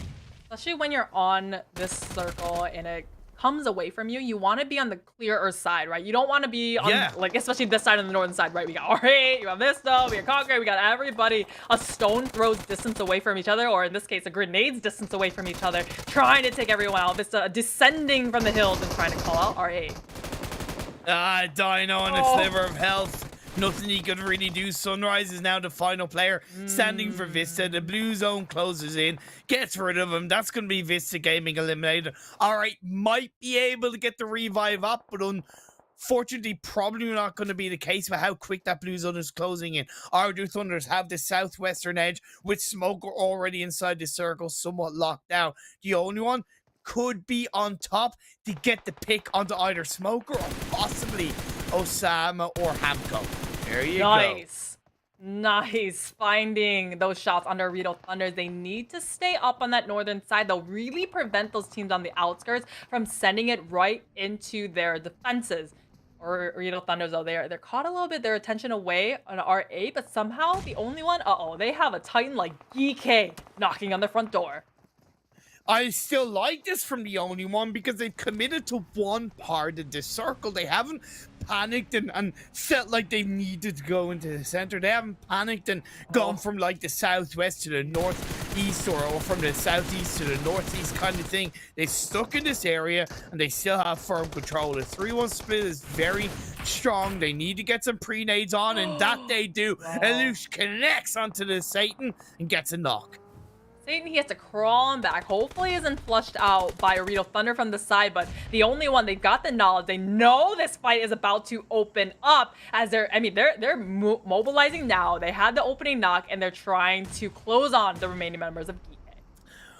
Perfect. Sending the full squad across the road. They want to get the pick on the GEEKAY. They are aware that there is a potential of a third-party threat. If they leave it too late on to engage, there's still no real security. They're allowing GEEKAY to get the nades in return. The revive has come through. It's GEEKAY back up to a full squad. There's a reason why they're the best team currently in the lobby up on top of the leaderboard. They get a counter knock onto one of the players of the ONE1. They turn around. Ragnar has every wits about him. 360 degrees looking in all directions as they get the pick onto the player that the ONE1. Now it's just one player left alive and down he goes. Man, I think the only one, if it was any other team, they could have defended on this side. But like you said, GEEKAY, that's putting the absolute terror, the nightmares into everyone's minds at night because they are dominating this lobby now. Have taken the best position within circle away from the only one. And look, it's only 2 solos left from OOREDOO Thunder and NASR as GEEKAY. I mean, they're well aware of who this is. They're at 6 eliminations looking for some more. Still a great result for the ONE1, to be fair. We'll get into that after the game, but indeed, GEEKAY We said that they had a bit of a surprisingly disappointing game. Technically, they have nothing to lose at this point of the tournament, but they have everything to gain in the form of $1,000 in their back pocket for this game 2 of Super Weekend 3. Day number 3. Hope looks to push in, tries to go for the play, has support from his teammate Ragnar, suppressing the final player of NASR, and down he goes. I really like that tag team not letting him come on up, but Osama, last one left alive. He sees just a sight of Keith and gets the first opening knock, but it's him against the world.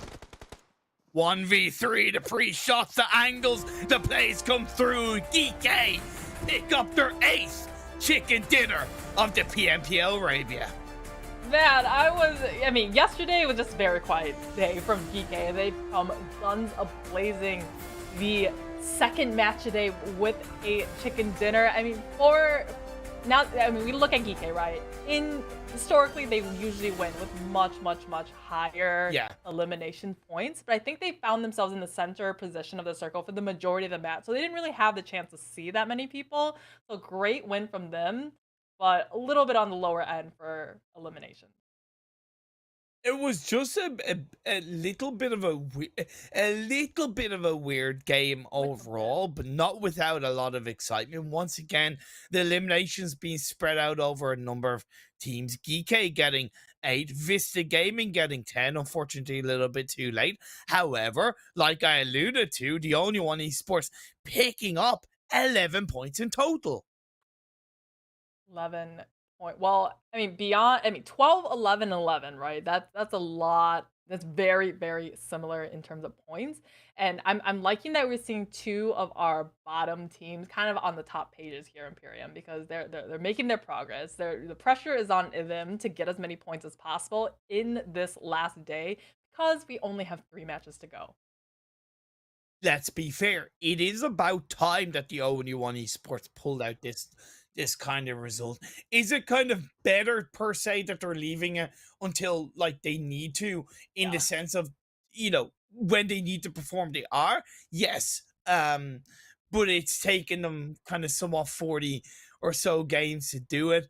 I hope that they continue this trend on their confidence building, on their journey to make it into the top 16 and push Rad out of the PMPL Arabia finals.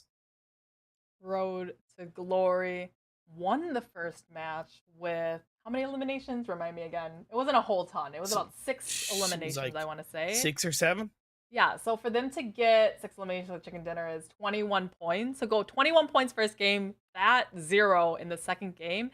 Basically, they only had a 10 and 11 point game across these 2 matches. So it's just stopped their momentum. You know, they're flying high from the first match and then just hit rock bottom in the second.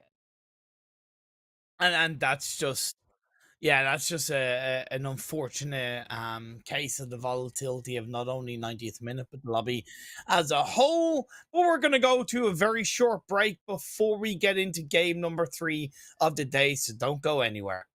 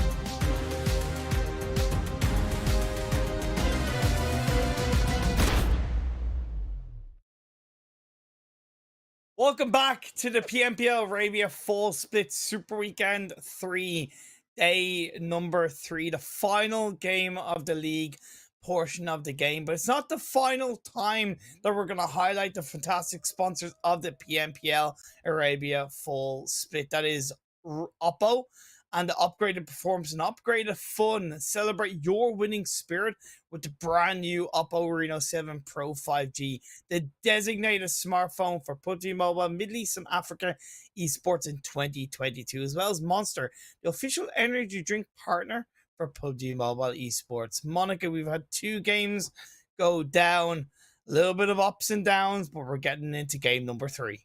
We've seen some huge up and downs as we saw Road to Glory, right? Win the first match and then go out in 16th position in the second. But we saw a little bit of the beginnings of the redemption arc of Vista Gaming, like the only one, right? They got a decent amount of points, right? 11, 13 points, I think, found in that last match. But they're going to need to really do kind of double that, quadruple that for the remaining matches today. The only one, I think with the 11 points that they've captured, I'm not going to say right now what they have in total, but it's put them a lot closer. Basically, in the 4 games, they needed 5.25 points per game. By getting 11, they have doubled that. So they only need 11 points, as far as I know. They only need 11 points in 3 games. So that means they only need roughly 4 points per game, and kind of that's what has been their average across the Super Weekend game. So even if they hit their average, it will still be enough at the moment of getting them past Rad. Yeah, Rad would be Rad. I know Rad, everyone on Rad right now is hyper looking at the only one, right? And they're saying, okay, just looking at how they're doing it in the games, just hoping that they were taken out earlier in the matches by all the teams above them, so they can still stay, because they're hanging on to the 16th spot to the finals by the skin of their teeth. Oh, by a thread, by like a solitary thread, like that rope. You think of like something like you know Mission Impossible, where Tom Cruise is like hanging from the wire, and like the sweat is like about to drip down and expose his position. That's where Radar at the moment, right? And the only one are kind of like the villains of the film, like possibly about to kind of stop them in their tracks, and it could be the case with still 3 more games to go. Giving you a very visual and descriptive look into how all the Rad players are at. But yeah, I'm sure they're sweating in a puddle though, because it's just, man, I mean to make finals is such an achievement. Oh, but it's even worse when you are just you didn't make finals by like 1 point, by like 2 points, right? Yeah, definitely. They are on 184 points in total, Monica. So it's even better. They only need 9 points. Sorry, 10 points, should I say, in the next 3 games. That, like I said, is an average of less than 4 points per game. I did say that for me to personally to feel a lot happier about the only one making it into the PMPL finals, I really would love to see them end today on a number of double-digit points. They've picked up 1 in the next 3 games. I'd like to see them pick up a minimum of 1 more double-digit points, because to me, it just not only shows to me that they've understood what they need to do, but it will give them just that little bit more confidence coming into the finals. Confidence is absolute key, but that northwestern circle this time, Imperium. So this is quite opposite of the previous one, right? It landed kind of that quarry area. 90th minute, they played the super ultra passive. Oh, can't figure out which vehicle to go into, but they played that super ultra conservative game last game, right? They just stayed on their half of the world, and then all the way up to that. I don't think they could have gone any further north up in Torre Ahumada, and now I think, I mean, they definitely need to switch some gears, because they can't keep playing that kind of passive game if they want to qualify for finals.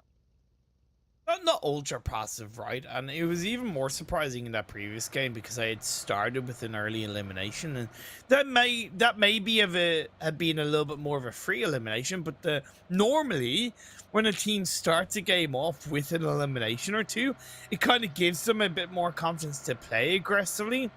So it kind of shows to me that 90th minute overall, their play style is far too passive in fundamental ways, and that may have been obvious before that previous game, but it's been even more exposed from that last game's result.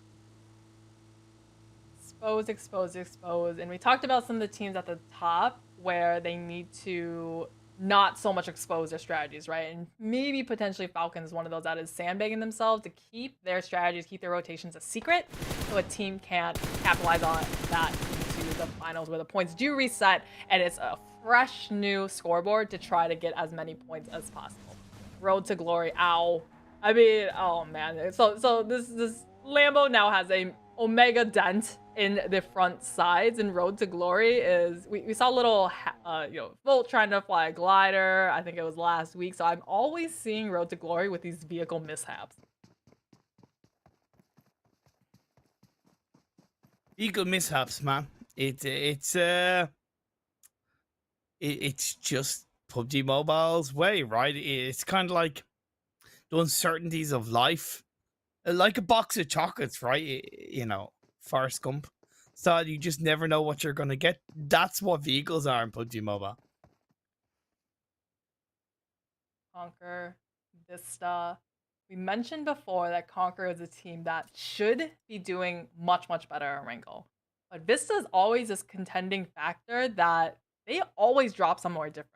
Yesterday, they were dropping in Farm, where Twisted Minds wasn't at. They do catch Riva, though, just completely unawares, going for the immediate flush with the VSS. Actually, it's been quite a while since I've seen anyone use a VSS Imperium, and I think this is just early game. Grab any two guns that you can, and then just push the fight.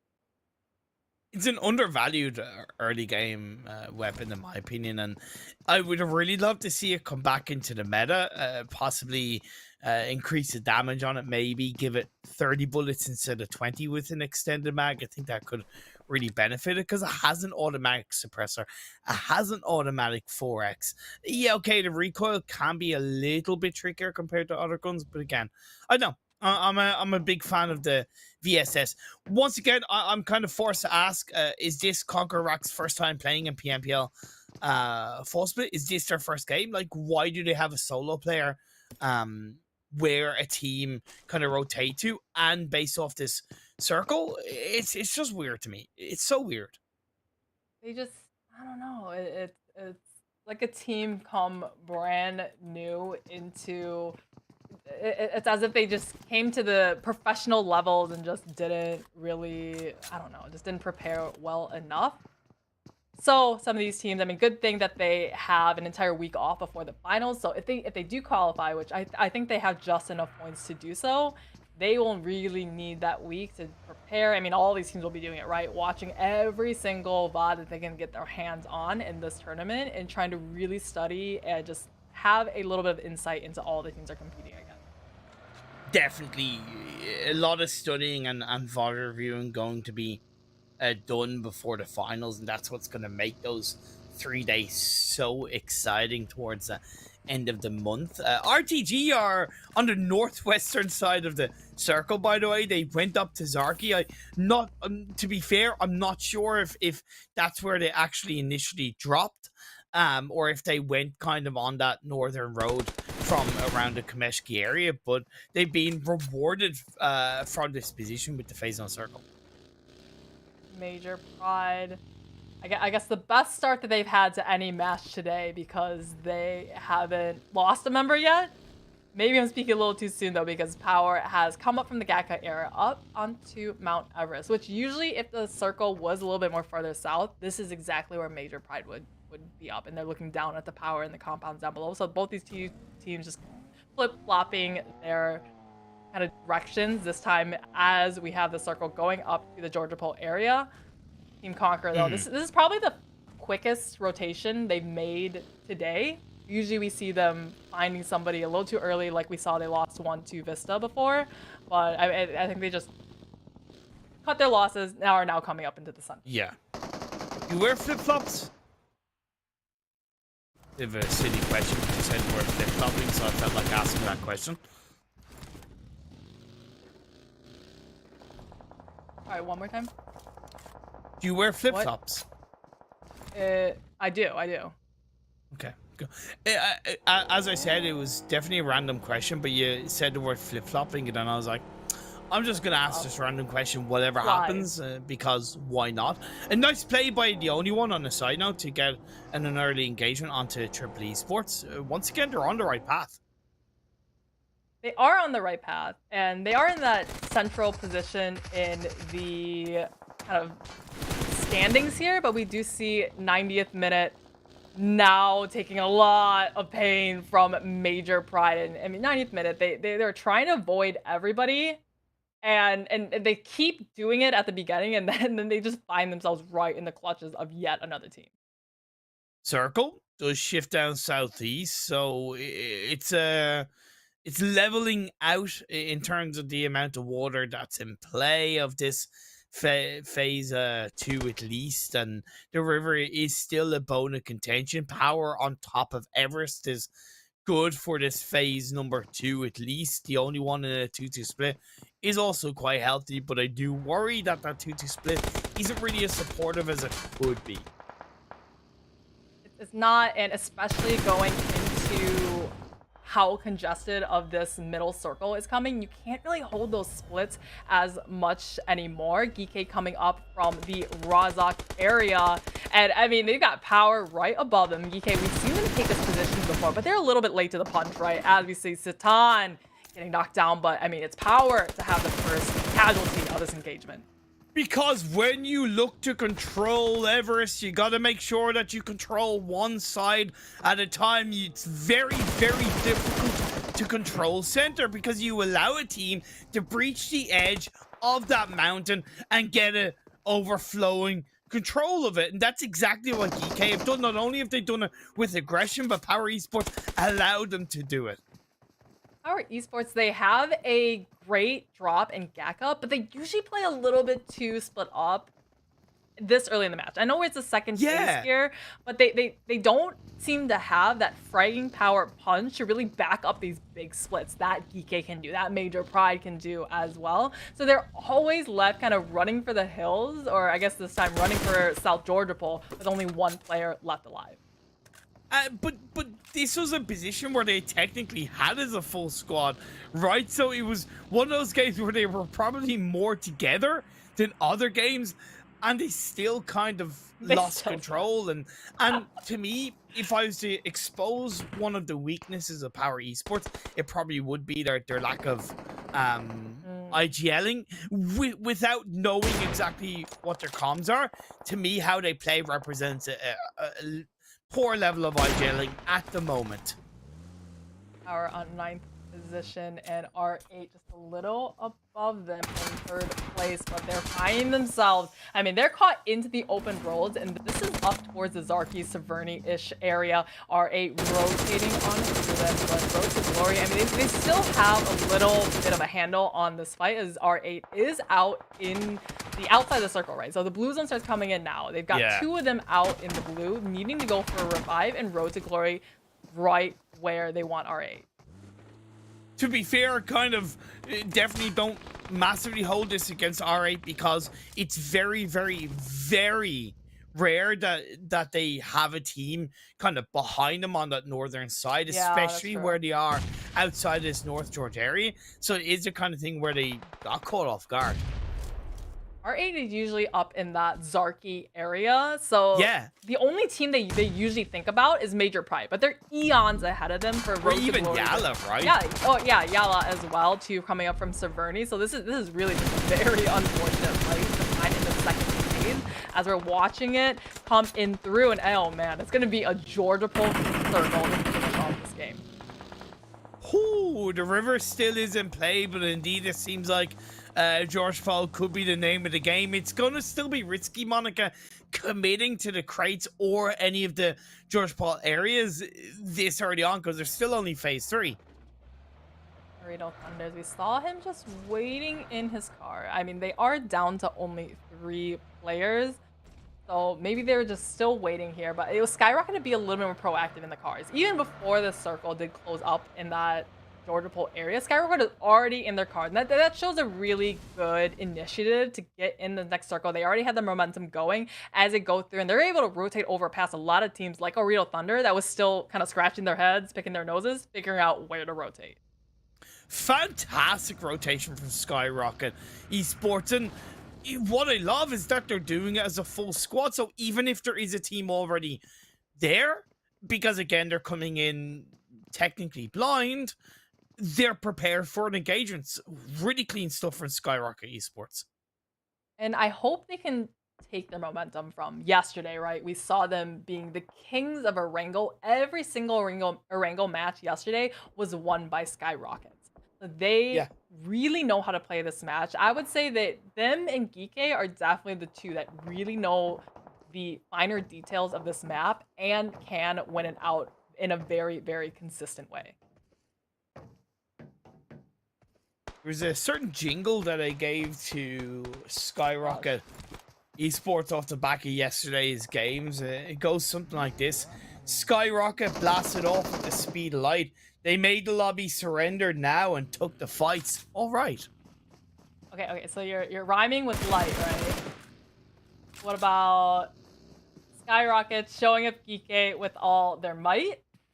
SKYROCKET squad wiping everyone on site. Ooh, okay. Oh. Okay. It's not a jingle now, it's a full-on song with a chorus and a verse and verse 2. Yeah. That's it.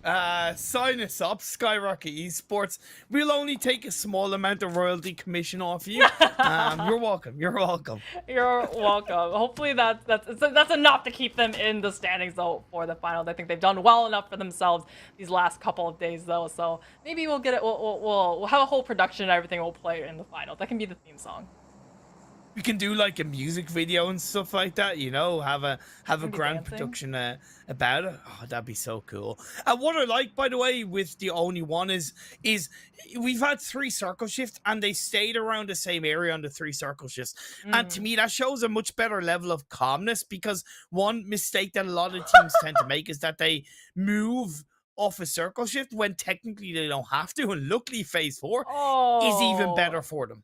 I'm laughing because this is, for the second game in a row, it has been gifted onto GEEKAY. If you remember from Miramar, it was the, I think it was the 5th phase that went literally right onto them into the center. In GEEKAY, they're not in the center, but they're up on Mount Everest. They have a little plateau where Satana is at, and that has all the visibility on everyone on the outskirts of the circle. But to me, they need to cover their backs more heavily. They don't really need to worry too much about a team coming in from the east, because if a team comes into the east, they're in the center of the circle and they're more likely going to get third party. So they need to watch their backs and watch it now as VISTA go down. Yeah, we have seen teams like YALLA, like Pride, they come in on the backside because they're able to identify. A lot of teams here would be tunnel vision, like, oh, let's get enemy eliminations on all these teams below, and then forget to have a watch on their backhand side. They're like an owl, right?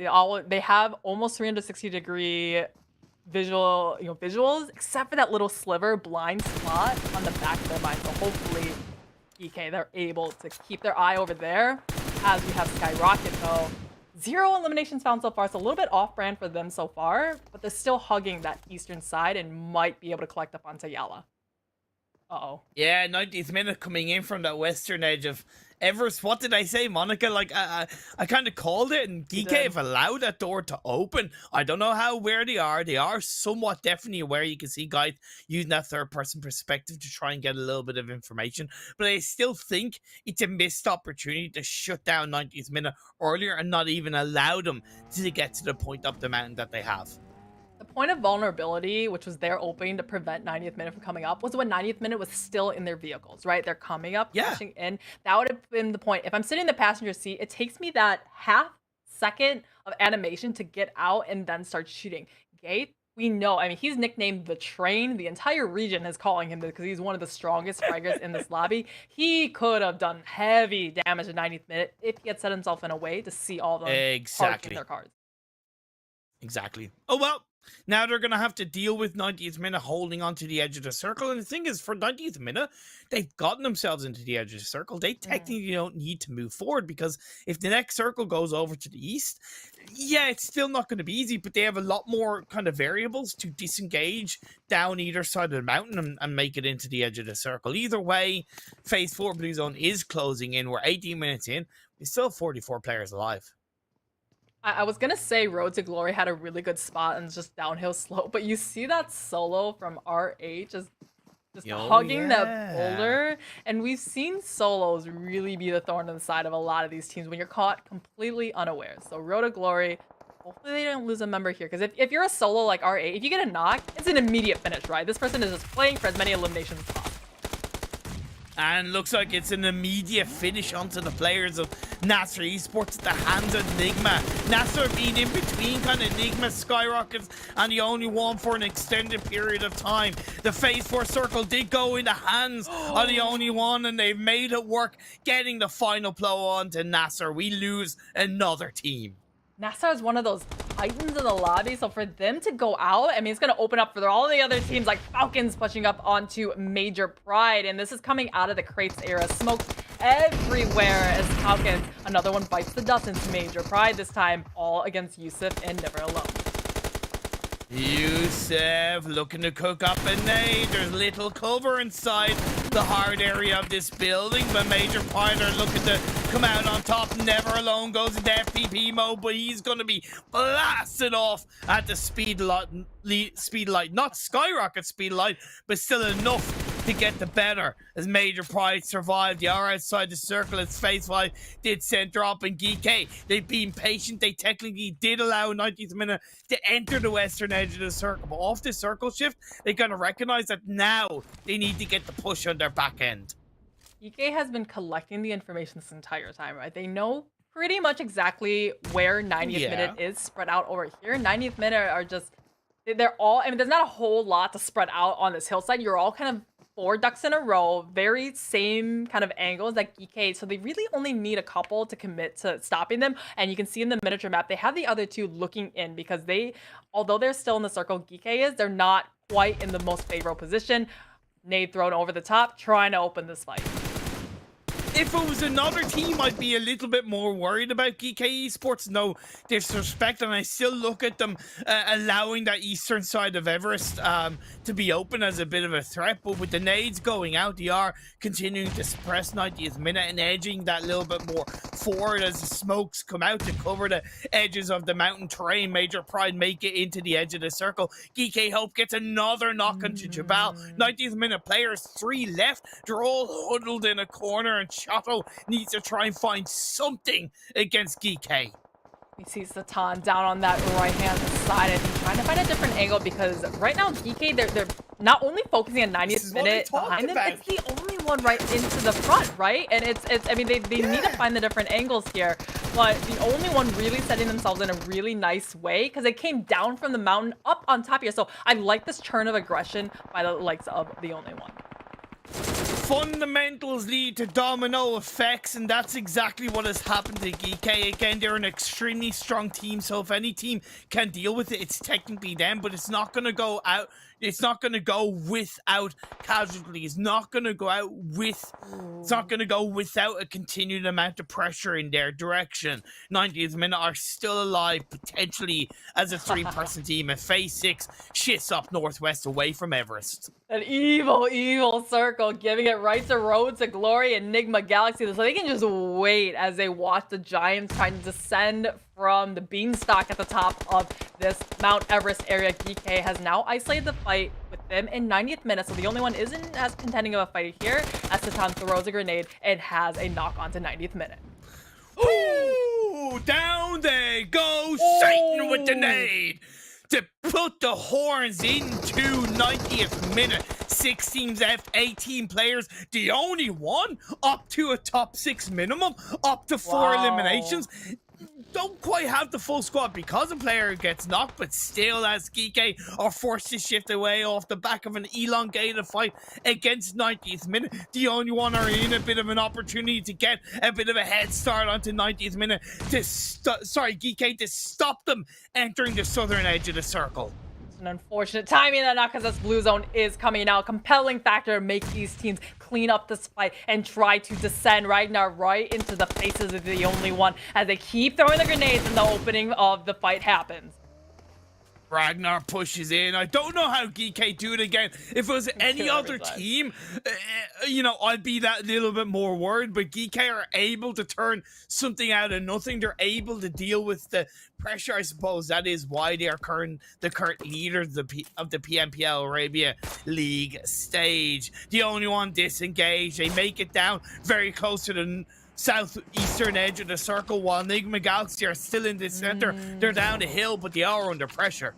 They are, and this car is about to blow up if it hasn't already, so Raul definitely feeling the heat from this car. They all spread out down the downhill slide. Fortunate for them, they have a little bit of hard cover to prevent GEEKAY from, or the only one actually, just to completely tear themselves apart. But GEEKAY is starting to mobilize now, just coming a little bit more on the left-hand side of this mountain, and they're going to stop just a little shy, and they're going to be having the solo of CONQUEROR and Major Pride now within eyesight.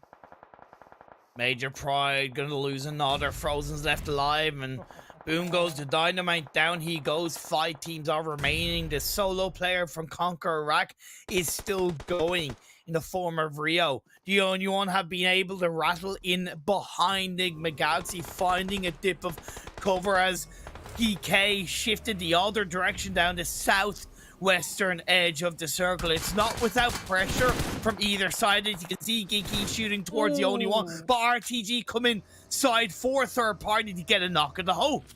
That was perfect from Road to Glory to wait for that opportunistic angle as the only one. Satan, I mean, doing God's work with the nades into the likes of the only one, and now the other two are hanging by the skin of his teeth. Satan, though, he is pushing up now, and he wants to clean up on the only one.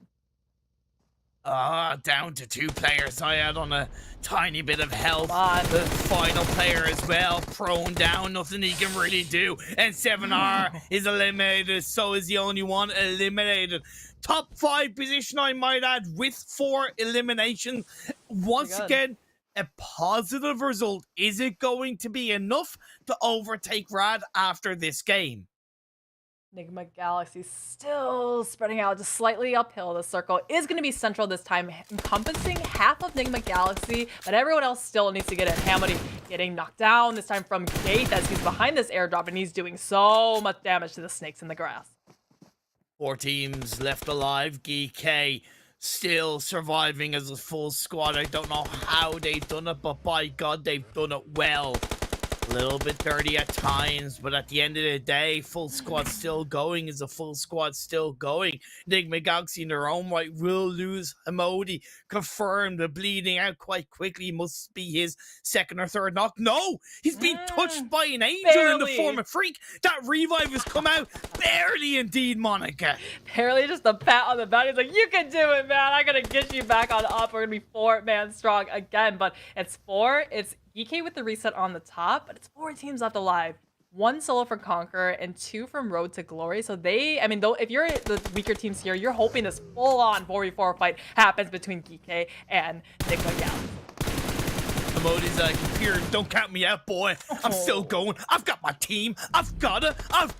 Will NIGMA Galaxy be able to turn that full squad into a chicken dinner? Will they turn it into a knock at least onto Gate to put pressure on the GEEKAY, holding on to the lower side down this northern edge of Everest? Transcending above the ashes of this 3rd game roof, finds an elimination on the hole. GEEKAY being whittled down to just a duo. RTG staying prone, staying quiet. The circle on phase 8 shifts in their direction. They're going to be patient while NIGMA Galaxy look to clean up GEEKAY in all the right ways. They're pushing up on the edge of this hill, take control of holding on to the crate. 1 player left alive, Satan on a sliver of health, but he goes down. And like I said, RTG patient as they stand up and get a knock on the Freak.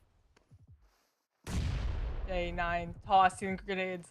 Oh man, I mean, NIGMA Galaxy, they have the 4, right? They were able to clean up onto GEEKAY, but it's Road to Glory. They're only 2, man, from down below. 11 eliminations found from them. So, I mean, it's an uphill battle once again. Can they win Erangel once again like they did in match number 1? Will it be 2 chicken dinners and Erangel for the day? RTG will lead them quite confidently into the finals, no doubt.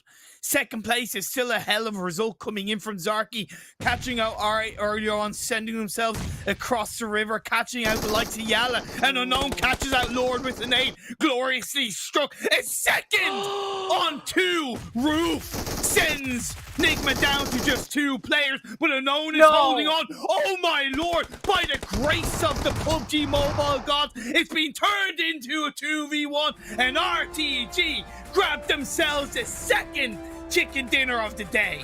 Wait. Didn't this just happen yesterday in that last match of Erangel where, I mean, by all means and purposes, NIGMA Galaxy should have won the last Erangel game yesterday, but it was SKYROCKET as a solo to come and steal away the chicken dinner. So this has happened once again, this time Road to Glory.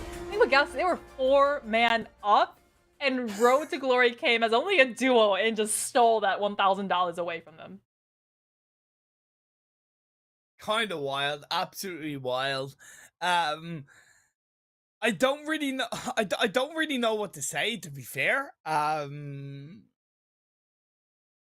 Galaxy choked that finish. Right, they were allowed to technically get back up as a full squad. They should have known where Road to Glory's final players were. 15 eliminations found for them, so credit where it's due. Road to Glory made them pay.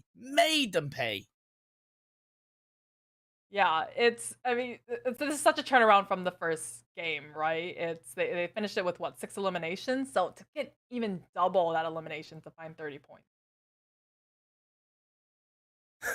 It was, let's be fair,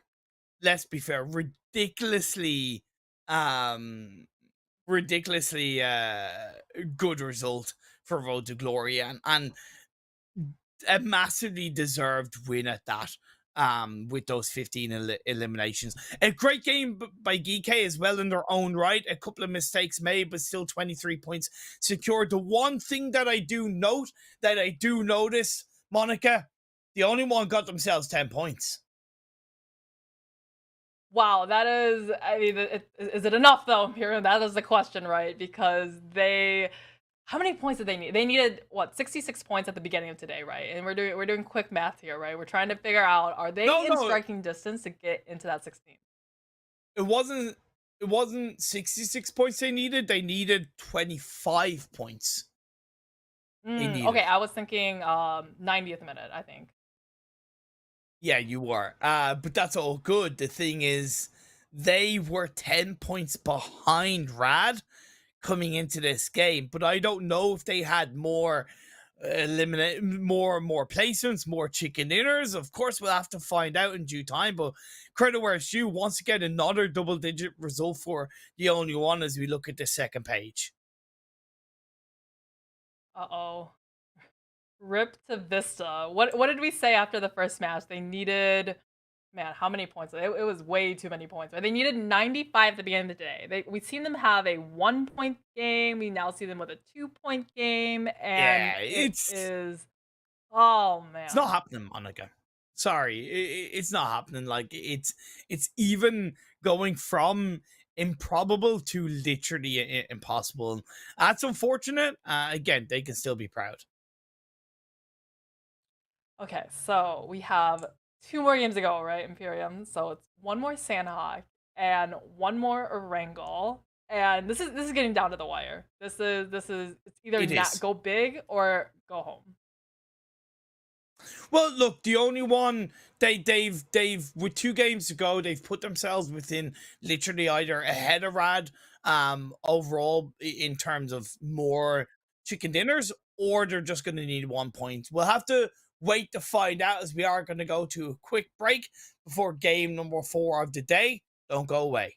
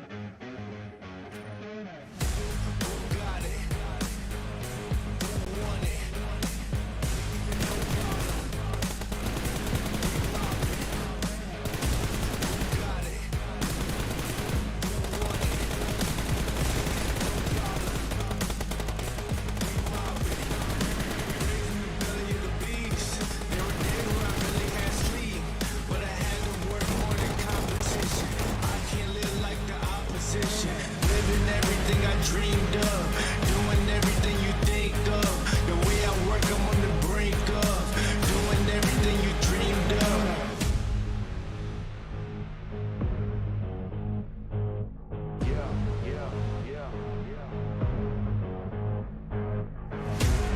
Only aim for perfection, ain't no half stepping. I'm gonna take you back, spitting facts, you gotta live with that. Who got it? Who won it? No problem. Remodeling in the city, plenty havoc causing. Do or die, it's either all or nothing. Best believe I'm leaving out with something. Anytime I got the crowd jumping, throwing raves, you know they fist pumping. I'm the king of dysfunction. What would you do if you had my life? Work like me, had them stripes. Would you go hard just to have that ice? Lot of dudes trying to have that price. Get a yo cooking about to add that spice. Nowadays dudes never had that fight. When the push boom, better burst your pipes.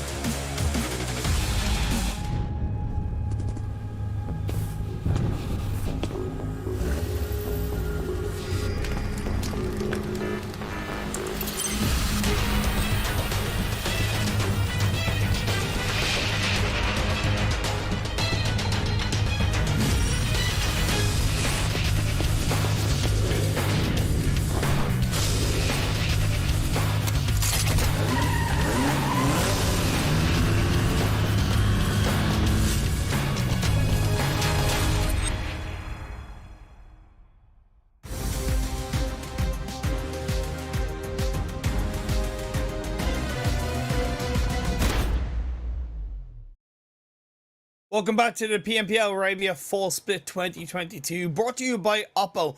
Upgraded performance and upgraded fun. Celebrate your winning spirit with the brand new Oppo Reno 7 Pro 5G, the designated smartphone for PUBG Mobile, Middle East and Africa esports in 2022. As well as that, join us in the grand banquet. Get the ingredients to make more dishes and let's share and spread our happiness together, and take advantage of the group purchase while you're at it. Draw for a discount for free every single day, up to 70% off. No discounts for these teams as we get into game number 4. Big discounts for sure. As well as the PMWI announcement. I definitely did forget about that. My apologies. It's time to send your team to the PMWI After Party Showdown from July the 8th to July the 10th to check out the in-game events calendar, to vote for your favorite teams. Use code 2022 PMWI to get an extra voting ticket every single day. Monica, I had to do it all. Sorry, we're getting into the 4th game. Hey, big information, big news for everyone who's watching now, but even bigger news though, Sanhok. One thing that we really had to point out though was GEEKAY finally leaving bootcamp, right? We've seen GEEKAY and YALLA fight for eons and eons since the beginning of time in bootcamp, and they finally vacated it yesterday. Did you by any chance find out a reason why they vacated it? Okay, so I have to commend them for their good attitude with this. Okay, so GEEKAY, I asked them, well, what's the reason? Why did you decide not to go bootcamp anymore? And they joked about it, right? They said, oh, we applied for a visa to bootcamp and we were denied it, so we had to apply for a visa to a different country. So I guess that's gonna be ruins that they're applying for now, and Yalla's gonna have it. So normally teams, they're a little bit salty, right? If you have to leave your spot mid PMPL. So I like the good energy, the good vibes from GEEKAY. It's always important that you can throw those good vibes out there, whether Yeah. publicly, privately, or in game, right, as a team, and that's a good sign. And you know, yes, there's always going to be pressurized situations. There's always going to be moments of disappointment. There's always going to be that roller coaster. But the more times that you can enjoy the game, enjoy the experience, enjoy what's going on around you, the better. So fair play to GEEKAY. Fair play to Ardue Thunders as they're looking to push on 90th minute. 90th minute, definitely not enjoying this early game engagement because they are a team that wants to play passively, but Toto jumping out the windows, finding a knock, but getting traded right in return. This time, 90th minute, 2 players knocked from this side as a Renal Thunder also leading in, being very wounded. Well, to be fair, I kind of give credit to 90th minute because in yesterday's Sanhok game, they actually didn't drop in team, right? They changed up their drop spot to try and play for a better late game, and they're going to come out on top of Ardue Thunders in this final day of Sanhok. Okay, maybe, I'll give you the flip side of it. Maybe 90th minute is very aware that if they want to qualify for finals, they need as many elimination points as possible. So they looked at the Sanhok map, like where would be the easiest team to drop on to hopefully get a wipe? And I guess they decided on Renal Thunders, and it worked for them. They wiped them out without losing a single player. I'll tell you what, as we get onto the engagement between the only one and CONQUEROR, the only one can finally breathe a massive sigh of relief despite Luffy going down. If you look at the top of your screen, Monica, you can see the overall standings scrolling across, and as we go from 9th to 12th, we will soon go from 13th to 16th, and you will see the only one esports have officially overtaken Rad in the standings with 194 points with 2 games to go. Unless 90th minute pull out the absolute glory of glory results, which is massively unlikely, the only one esports have booked their spot in the PMPL finals. I was gonna say something of that effect. It's unless some miracle does happen, but I mean, it's, what is that? 50 points, I want to say, if I read that correctly. That 90th minute has 144. Like the only one has 194. So 50 points, and this is, let's just say the only one doesn't get any points, which of course they did because they got some limbs there. But say the only one didn't get any points the last 2 games. 90th minute gets 25 points per this match and next, which let's be realistic. Sanhok to get 25 points, that's not a really high fragging match to get. No, Sanhok is notoriously low fragging for the winning team, so yeah, you're definitely right about that. Look, I'm happy. I'm definitely happier to see the only one jump ahead of Rad. Off the back of the previous 2 game results, right? Double digits, 11-10.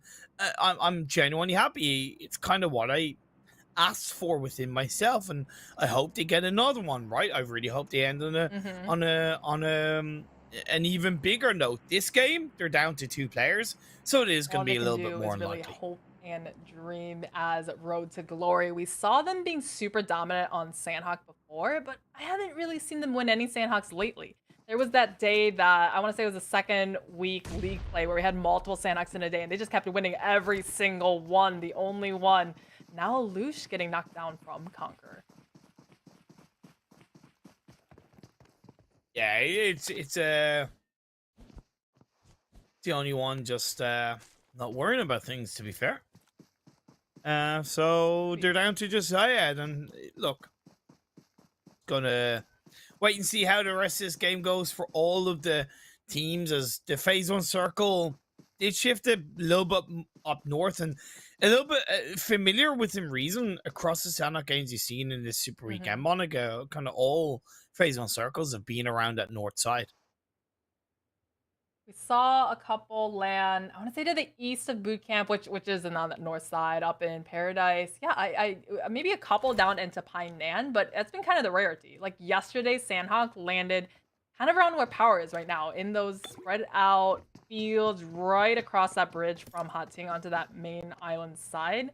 I think POWR actually is really just hoping that circle comes back for a 2nd consecutive time. Definitely.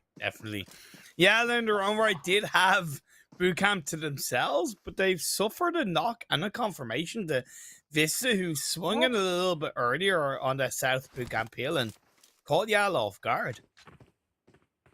Maybe their visas are getting rejected by Vista. There you go. So Vista, a team at the very, very bottom. I think they're doing something very similar to 90th minute. They know they need to play out of their mind, really just go for every single elimination they can possibly find, and they're thinking that boot camp is probably an easy one. YALLA, their guards are down. They know that GEEKAY is not landing here anymore, and they might be able to catch them, trying to rotate out. They're playing for pride, right? And in the unfortunate sense, they've got nothing to gain out of these final 2 games. CONQUEROR, I can see the replay of what they did to the only one, just kind of sending that little bit of a message, because I don't know how quickly the team see the overall standings after the game. I believe they do see them before the next game. And CONQUEROR, if that's the case, will know that the only one have qualified for the finals. So that kind of Mongnai area is going to be occupied by the only one. So I think CONQUEROR have looked to maybe send a bit of a message to the only one coming into the finals to, hey, look, don't get too close to us. Give us our space and we'll leave you alone. You're living a little too well over there. I gotta put you down a little bit and make sure you're coming into finals with very low confidence and just showing, you're playing with the big boys now in the finals lobby, but we're gonna be going for you every chance we got. Yeah, and then if that's the case from CONQUEROR, good, because it's so important that in the early game you get as much space as you can. And if you know that a team drops near you, you want to try and push them back. You want to try and create that space in the early game. So, yeah, fair play to CONQUEROR. This phase 1 blue zone is very swiftly closing in, and we're about to see phase 2 pop up.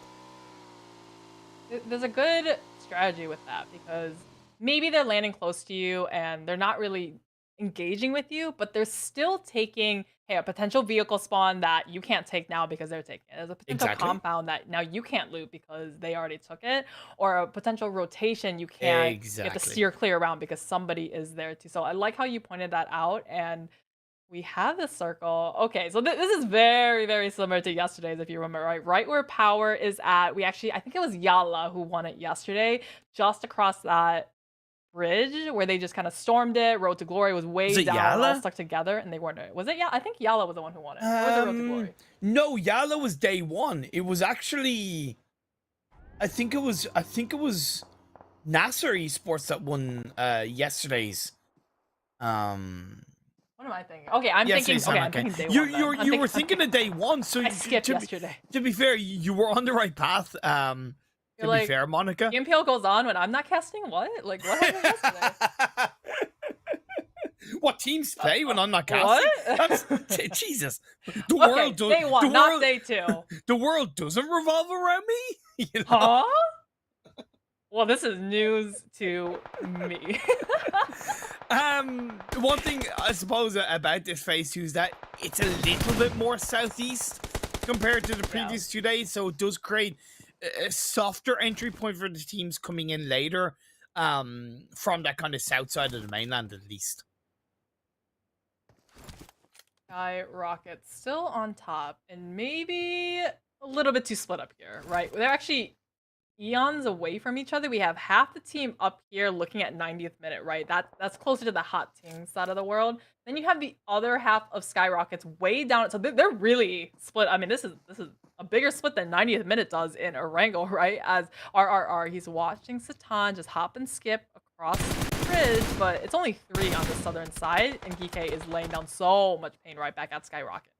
Lovely pre-fire shots on GEEKAY, but even better in return to send Satan down to just a minuscule amount of health. One thing that I did observe, by the way, Monica, Major Pie didn't drop in Kampong with Falcons this game. They actually moved away to a different location.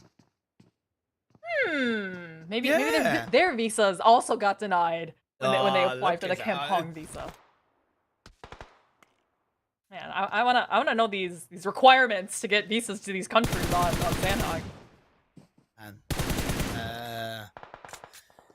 I don't know, man. Just get good, I suppose. Get good. Just clear as day. Just get good. Like GEEKAY moved away from YALLA because they didn't get good, and now they're going up against SKYROCKET, and they're also not getting good. They've lost Ragnar. Satan's not down.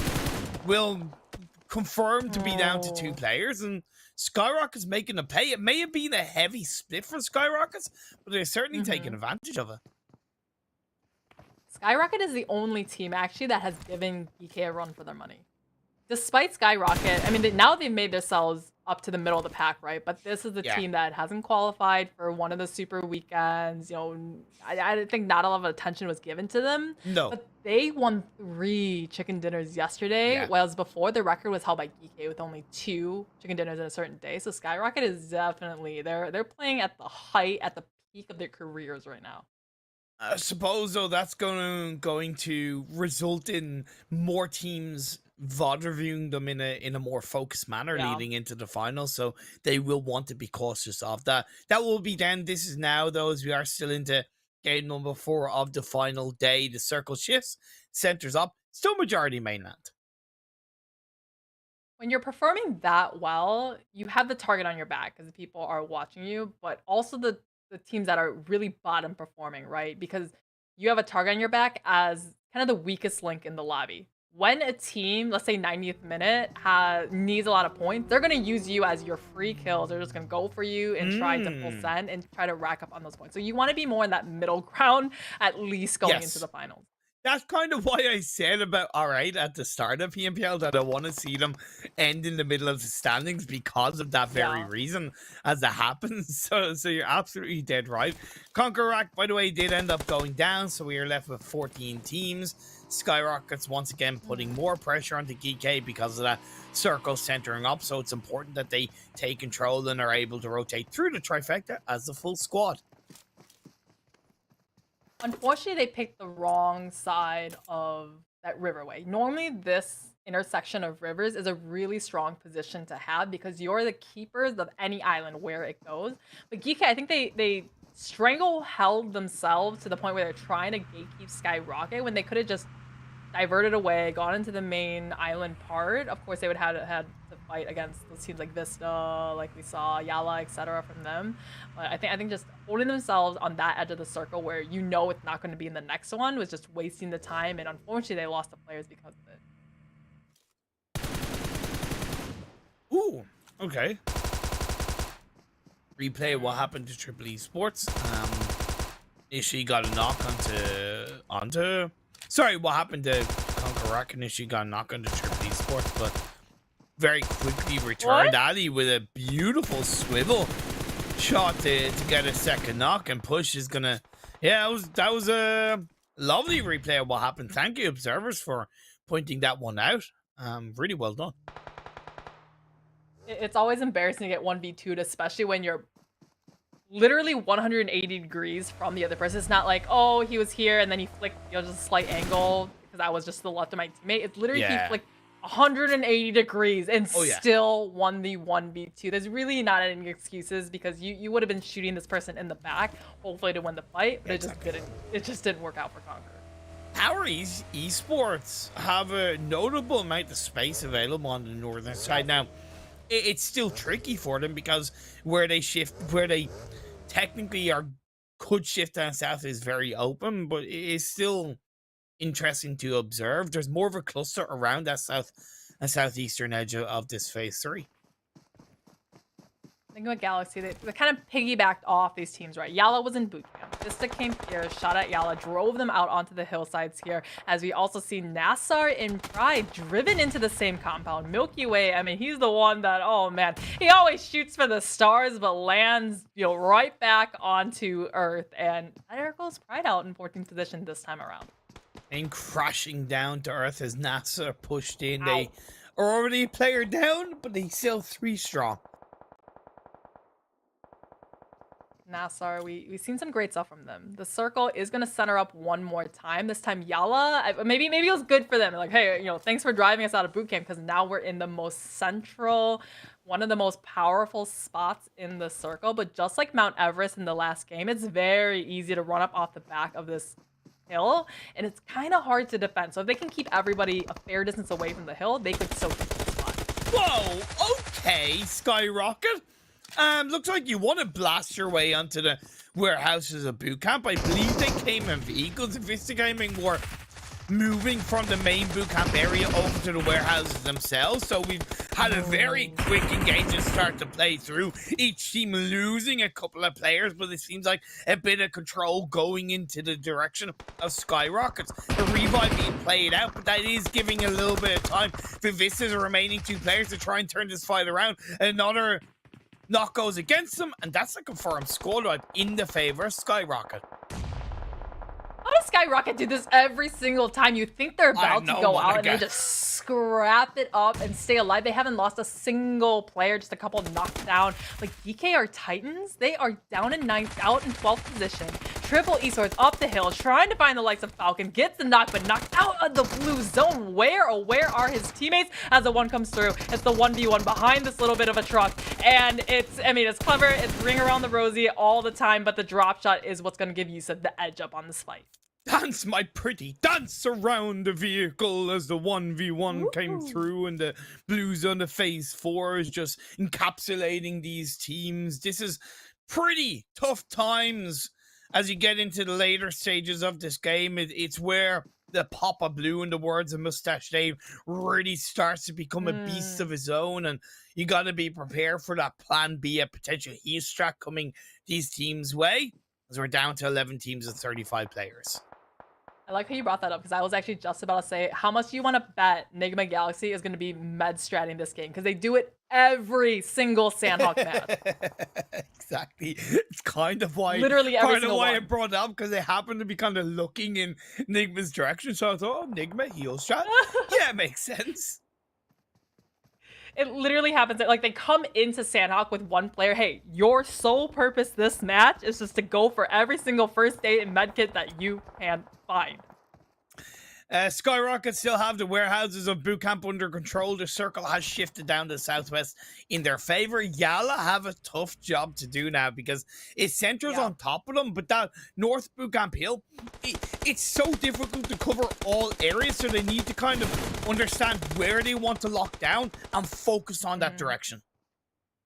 They've got power to their north. They've got, I think, R8 coming in from Paradise Resorts as well. NASR, this compound has gifted them a lot of time in the circle, but it's time for them to move now. It's time for them to move on to greener pastures as SKYROCKET. They're keeping their eyes on the NIGMA Galaxy, and they have all 4 up still, so no med strat quite yet. Wait, look but at Roof, they are though. definitely on the wrong side of the road. Look at Roof. He has 24 first aids. Yeah. What? Yeah, 24. Oh. So, wait, is he starting yet? Let's just keep track. We've got 10 teams left. Aiden and Roof is starting to heal strat in phase 5. Let's see where it gets himself and the rest of the NIGMA Galaxy.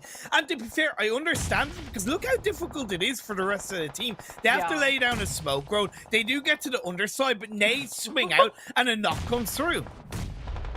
SKYROCKET, they saved all their utilities for this rotate. Ripped in, he knocked right in return, but Raul, I mean, they're coming in here. They're trying to buy as much time for those 32 first aids in the back.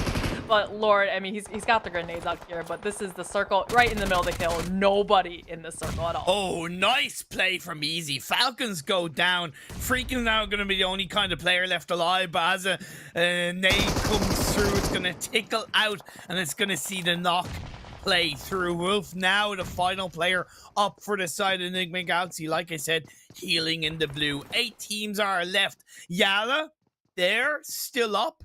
Sorry, yeah, they're still up as a 3-person team. They opted to go down into the compounds of the North Boot Camp Hill. Nobody is inside this circle. It's in the open fields here, right? And I'd rather be YALLA coming down from the hill, looking at everyone trying to come on top. Just a little bit more cover, a little bit more height advantage for them. 90th minute, though, Choto. He's starting his mid-strat of his own, but unlike NIGMA Galaxy, he only has 3 first aids to try to survive as long as he can in this circle. Yeah, Ninja, luckily for 90th minute is further ahead, not quite in it, but still outside of the circle. He does end up getting knocked down at the hands of SKYROCKET. YALLA have a player knocked in their own right. Alright, have been able to swing in behind them, although they are broken, beaten, and scarred themselves. POWR Esports playing on the northwestern edge of the circle. Down goes 90th minute, time by time, minute by minute, second by second. Players are going down, and we have 5 teams left. All these teams are keeping the pressure on the bleeding wound that is YALLA, but they could possibly get the reset here. Nobody is pressuring their position as POWR is using this opportunity to ascend up, and SKYROCKET too. I mean, they're fighting tooth and nail against Road to Glory up the hills from them. So everyone is kind of focusing on the team to their right and trying to ascend on up. We still have that lone meta Raouf out in bootcamp, metting up and using those first aids. RTG? 2 chicken dinners in Erangel and up to a top 5 with 3 players still strong in Sanhok. This is their day in the final day of the PMPL Super Weekend number 3. But of course, SKYROCKET's looking to steal their thunder, steal their lightning, and get another strong day in their back pockets. If Road to Glory can get a chicken dinner, yet another chicken dinner, they would match the chicken dinners that SKYROCKET has gotten. Yep. I think it was yesterday, the 3. So I mean that's the bar that SKYROCKET has set up in the stratosphere of the sky. Road to Glory though, grenade right back at SKYROCKET, preventing RR from getting any higher. YALLA have been able to get back up as a 3-person team, but they're pinched in between 2 teams in the form of POWR Esports and RTG. Oh, no one inside the blue. Prozan gets 1. Lath is trying to hold down. Sanji is going to get knocked. Lath is now the final player up, but there's nothing he can do, and YALLA get absolutely clustered in this Phase 7. Phase 8 centers up. It shifts up north in the favor of POWR Esports. Now SKYROCKET need to make a move, and RTG being whittled down to just 1 player. They got absolutely demolished. The SKYROCKET coming off the back of that one, now turning the sights onto Road to Glory. But POWR, everyone is farming the eliminations onto SKYROCKET as easy. He has definitely got everything set on him. So many hurdles as he looks for that solo. Raul finally taken out. J9 was like Simba on top of that rock, but it's not going to be the Lion King result for them. It is going to be a chicken dinner for POWR Esports. POWR Esports, we were being a little critical of them before in the previous games, right? They just weren't able to set themselves up well, would lose too many players a little too early. But really, POWR, they stayed real quiet on that northern side of the hill, and they waited for Road to Glory, clear out YALLA, which YALLA was the only team that could have prevented POWR from winning the match. But I mean, I think they owe a little handshake in the direction of Road to Glory. But even before that, right? I said that even though they had a bit of a clearer path from that compound up north, it was still an open path, right? And that was always going to hold a lot of risks. They covered that timing beautifully, right? They didn't get involved with R8, like you said. They stayed very quiet. And yeah, when push came to shove later on, RTG were that distraction. 15 eliminations, though, for SKYROCKET's Monica. What a game. That is such an outlier for Sanhok. Normally we see Sanhok, like if you just remove SKYROCKETs, right? You normally see like, 8, maybe 10, but most of the people have 5, 6, and below eliminations. So for SKYROCKET, they didn't even win the match, but still got 15 points. They just, oh man. I mean, we need to turn our SKYROCKETs into just like a movie soundtrack now, right? A little jingle, because they just keep soaring higher and higher. That's the thing. It's the jingle, Monica. It's got to be the jingle. Right? You're welcome. You're welcome, SKYROCKET. You're welcome. Genuinely a great result, and they deserved every single one of those elimination points. The way they got the advantage onto GEEKAY and then swarmed in, the way they pushed in onto VISTA was risky in its own right, but they played with confidence. And you said at the start of this game, confidence is so important. SKYROCKET was the blueprint for it. We're looking at that second half of the page, right? And the only one we were talking about before, hey, they needed so many points, X amount of points to make it a finals. They already made the finals, right? They're even with 2 points, they're A-okay. They're the only thing that could really contend with them is if the teams below them, like 90th minute, like VISTA, have a massive game. But VISTA, I mean, they had that great first day, but so far today, I've only seen 1s and 2s come out from them. Yeah, it's look, I'm not too worried. It's a good observation. Maybe they're just kind of trying to I'm keep their hands hoping. quiet Come coming into on. the finals. I know it's a good observation. What is also a good observation is going into the break before we get into the final game of the day.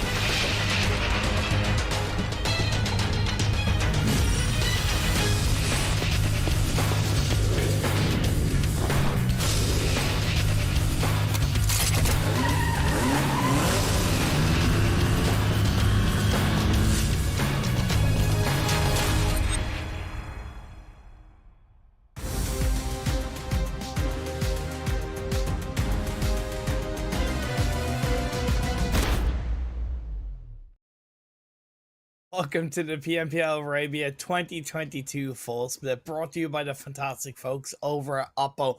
Upgrade the performance and upgrade the fun. Celebrate your winning spirit with the brand new Oppo Reno 7 Pro 5G, the designated smartphone for PUBG Mobile, Middle East and Africa esports in 2022, as well as Monster, the official energy drink for PUBG Mobile esports.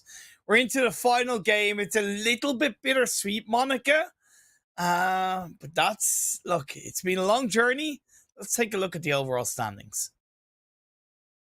course, this top half, it really hasn't changed that much today, right? Like these teams really just kind of solidified their spot. I think Power with that last chicken dinner did jump up into this first page of it.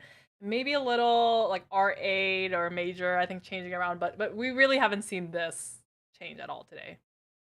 I really would love to see GEEKAY get 10 chicken dinners in this Super Weekend. They had 15 games to get 3. Unfortunately, the maximum they can get is 9 if they do finish off this final game of the day. Jason, Mr. Kaplan, sir, you're going to have to wait for your double-digit chicken dinner team in a PMPL. Yeah, very happy to see Road to Glory jumping up to 7th. They've had a hell of a day so far, Monica. 64 points in 4 games. That is almost as consistent, or it's more consistent than I would say that SKYROCKET did yesterday, right? Yeah. SKYROCKET got almost that same amount of points. They had 3 chicken dinners, but the other 2 were just throwaway games, right? Yeah, 2 exactly. points. So Road to Glory, at least what they have going for them is being more consistent on those non-winning matches. Moving on to the second page, YALLA dropped down to 9th. SKYROCKET themselves are still in 10th and much closer to YALLA, so they could finish ahead of YALLA at the end of this game. Twisted Minds, they're not playing, so they're still in 11th place. 4K just breathing a sigh of relief, right? Because they were a team that's not in for this weekend, but they had just enough points to kind of slide on into the finals here with 215. 1 match left. I don't really see any sort of universe scenario where they, slip out of the final. No, unfortunately, our 16 teams have been confirmed for the PMPL finals. We say unfortunately because we always like to see that final game having something on the line, whether it's obviously that top spot if there's a lot of money, for example, or if it's the finals position and it's fighting for that 16th place. Still, congratulations to the only one and every single one of these teams for making it into the PMPL finals. Let's get into the final game. I know I have a bit of an evil streak, right? Let me throw this one at you. VISTA in 90th minute, they've got nothing to lose, nothing to gain, right? So they could just play for the lulls, play for the memes in this game. I'm wondering if they would just drop on somebody, just put us out of our misery. We have nothing to do this game, and maybe just to be funny, they'll drop on somebody. They could do that for sure. What I do observe is that CONQUEROR have dropped more on the western side of the map. Oh. They will know that 90th minute are not playing in the finals. So maybe, just maybe, they're trying a different drop spot and pathing from that drop spot in the lead up to the finals. I think they're not sending a message in 90th minute. They're sending a message to everyone else. Okay, look at the circle. Did we not just have this 2 Erangel matches ago where it ended? You see that northern player of YALLA? That's where it ended, just to the south of that compound on the side of the hill. But yeah, CONQUEROR, I just going back to that point, I think they're sending a message to everyone else in the lobby. Don't get any smart ideas of trying to take up this entire corner of this map. We're going to take it for finals.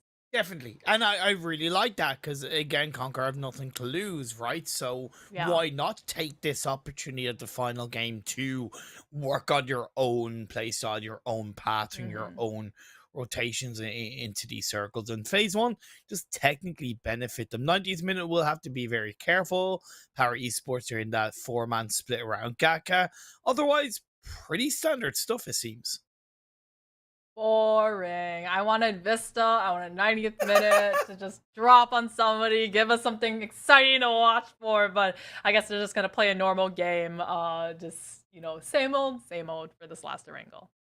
One thing that I also noticed is that RTG have gone to Milta POWR. Now, the play path doesn't complement kind of their normal drop spots around Kameshki or Ozarki. And again, SKYROCKET have established Novo as their second drop spot, but Rad normally dropped around Milta POWR as far as I know.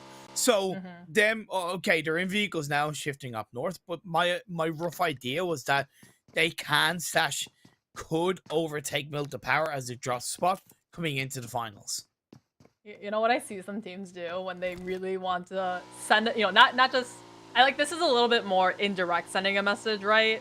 like, hey, we're gonna go here. But some other orgs, some other teams, even before the start of a tournament, they'll post on their socials, like on their Insta stories, and they'll say like, put our team's logo on boot camp, on Milta Power, and just send a huge message into everyone's faces. This is where we're gonna go, and we're gonna claim it now, sort of thing. So this is a little bit more subtle doing it in this last game of Super Weekend.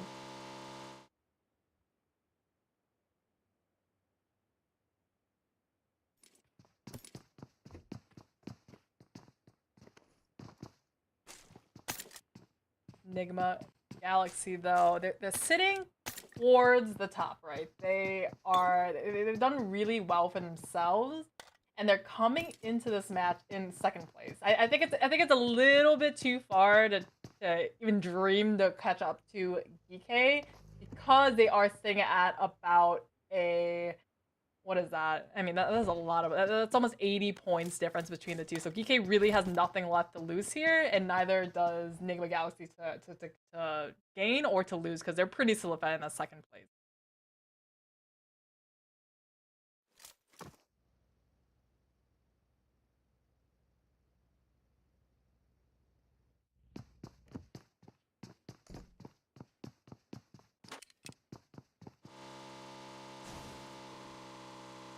Hey, Major Pride. Sorry, it's a little bit of a technical audio glitch between myself and Monica. Apologies about that, but look to resume normal service soon as possible. GEEKAY Esports have a 2-2 split between Roshawk and Watertown for the time being. It's something they will want to be careful of because of this phase one being quite heavily up the northwest. It means that teams coming in from the south, based off that very southern playing path, will want to be quite. Yeah, there's going to be a migration that GEEKAY need to watch their backs with. SKYROCKET, can they have? Can they finish this insane weekend off with yet another chicken dinner? We haven't seen them win out on Erangel yet today, despite winning all three of them yesterday. So, I mean, SKYROCKET, I think it's really just that dark horse that came out from the bottom of the standings. They had 0 points in Super Weekend after week 1 because they didn't even qualify, right? And then they just really took that weekend off, turned things around, and then are now one of the super, super strong teams in this lobby. Have you ever seen the film Anchorman? I've seen bits and pieces, like highlight clips. I haven't seen it. So they though. There's this song that kind of goes, "SKYROCKET tonight, absolute delight." So what you can do is SKYROCKET delight. Sorry, SKYROCKET tonight, Erangel delight. See? Okay, so is that where you got the music of the jingle, or the tone of the jingle from? No. This one just came into my head right now. I'm just maybe I should quit commentating and just write jingles. Jesus, found a new career right now. Thank you very much, SKYROCKET. I'll take the rest of this match, and then you can just write the jingle for the finals for SKYROCKET. Okay. Yeah. Okay. SKYROCKET, sounds like a plan. Delight. Afternoon. What rhymes with light? Blasting off. Might sight. Might sight. Fright. Light. Tight. I could say a bad word there, but I won't because it's on broadcast. This is the creative process, guys. Anyway. I'll leave that till after broadcast. PUBG? PUBG Mobile. Oh yeah. This is of course the final game of the PUBG Mobile Pro League portion. We will have the finals coming up in the next couple of weeks. I believe 21st, 22nd, and 23rd of July. We do have the 16 teams confirmed, so this last game is a little bit more relaxing. what we usually see in other regions, it's always that last game, and it's pretty exciting, right? Because it's usually 1-2. You know, this team could by a miracle win the last match and qualify, and we've seen that happen multiple times. This one's a little bit more anticlimactic, right? This is, even if 90th minute, even if Vista Gaming win this last match, I think we did the math in the break, Imperium. What was it? 90th minute needed 40 some odd points to even match up with the only one. Yeah. Unless all the teams just gave away all their eliminations, they're like, just send it into the laps of 90th minute, and maybe they could get 40 some points. But that's literally wiping half the lobby. And I do have to say, and it was always a rarity in the spring split, but overall, I do have to say once again that for the most part the competition lobby has increased and the cutoff point for the finals has increased. What is an interesting observation is from that spring split, outside of Triple Esports that did make it into the finals on 161 points, the team above were Dunak Esports on 192, right? So it's amazing that outside of that rarity, there is also within reason a little bit of a similar cutoff point between spring split and fall split. NIGMA Galaxy looks like they're rotating back into Chinky this time around. So I don't know, spinning their wheels, wasting their gas, and you know how expensive gas is right now. So let's hope they saved a couple gasoline tanks for them to have, because they're just kind of backtracking right here. We're at the 10-minute mark as Vista Gaming, losing one right off the bat to Triple Esports, going for the immediate flush. And Vista Gaming, they landed down in that farm area, so they've rotated quite a ways up here on this northern side. Woo, let's go, Vista Gaming. Your final game of the PMPL full split. Let's have fun. Let's make it count and get as many eliminations as you can. Get down and dirty against the rest of the lobby. Triple Esports up as a full squad. They have been able to pick up that first elimination point onto Vista Gaming, so it's going to be a little bit harder. Trofka, he's on his own, and that's really not the way Vista wanted at this stage on that 2-1 split. I was gonna say the only thing saving Trofka was the overwatch from down below, that from Dino and his other teammates, but they just couldn't really save him as Triple Esports came over the top. And Clever tossing a grenade, maybe over committing the amount of resources he's gone into trying to go for the flush here, because these are just grenades that they can't use later on into the game. But maybe it's just game 5 things, Imperium. And that's why kind of that split that Vista had wasn't the right split. You realistically wanted the opposite way around, where you have 2 players in the front line and 1 in the back line, because Trofka getting knocked, if he had a teammate there with him, off the back of the trade, would have been able to get revived up, and it would have been a bit more of a 3v3 fight. But either way, it is what it is. Trofka gets confirmed up, and Triple Esports maintain an element of control. The other team right on the bottom of the standings, right next to Vista, is going to be 90th minute. These two teams that are really just out of the picture for finals. CONQUEROR, Iraq, this is interesting from them. They landed more on that western side, and they bombed it up into the hospital area right on next to Major Pride. So maybe they're sending a message directly to Major Pride this time. They're like, hey, we are here. Don't come any further south in your looting spot. Of course, phase 2 does whittle a lot of that south of George Paul area away. So phase 3 most likely will kind of shrink it even more. So this engagement is quite important for control and for timing coming into the next shift. But 90th minute, man, final game, they're doing something. I like it. I mean, this is 90th minute. Nothing to gain, nothing to lose. I guess just go for, if you have nothing to do on the standings, just go for some highlight clips, right? Like, at least you have some content to post on the socials later, because they are doing heavy damage to Major Pride. 4 eliminations found from their team this time, and they're really putting the pressure onto Major Pride, as once again, Major Pride left as only 1 player left alive and just running for the hill. Well, let's be like, oh, okay, I'll talk about it in a sec, because NASR have contested Triple Esports for that hill ground position overlooking North Georgia. And I was actually thinking that would have been the case because they were somewhat exposed and maybe they spent a bit too much time looking ahead and not looking behind, and NASR catch them off guard. It is just about a clutch from Ali. It will allow him to get the team back up as a full squad, though.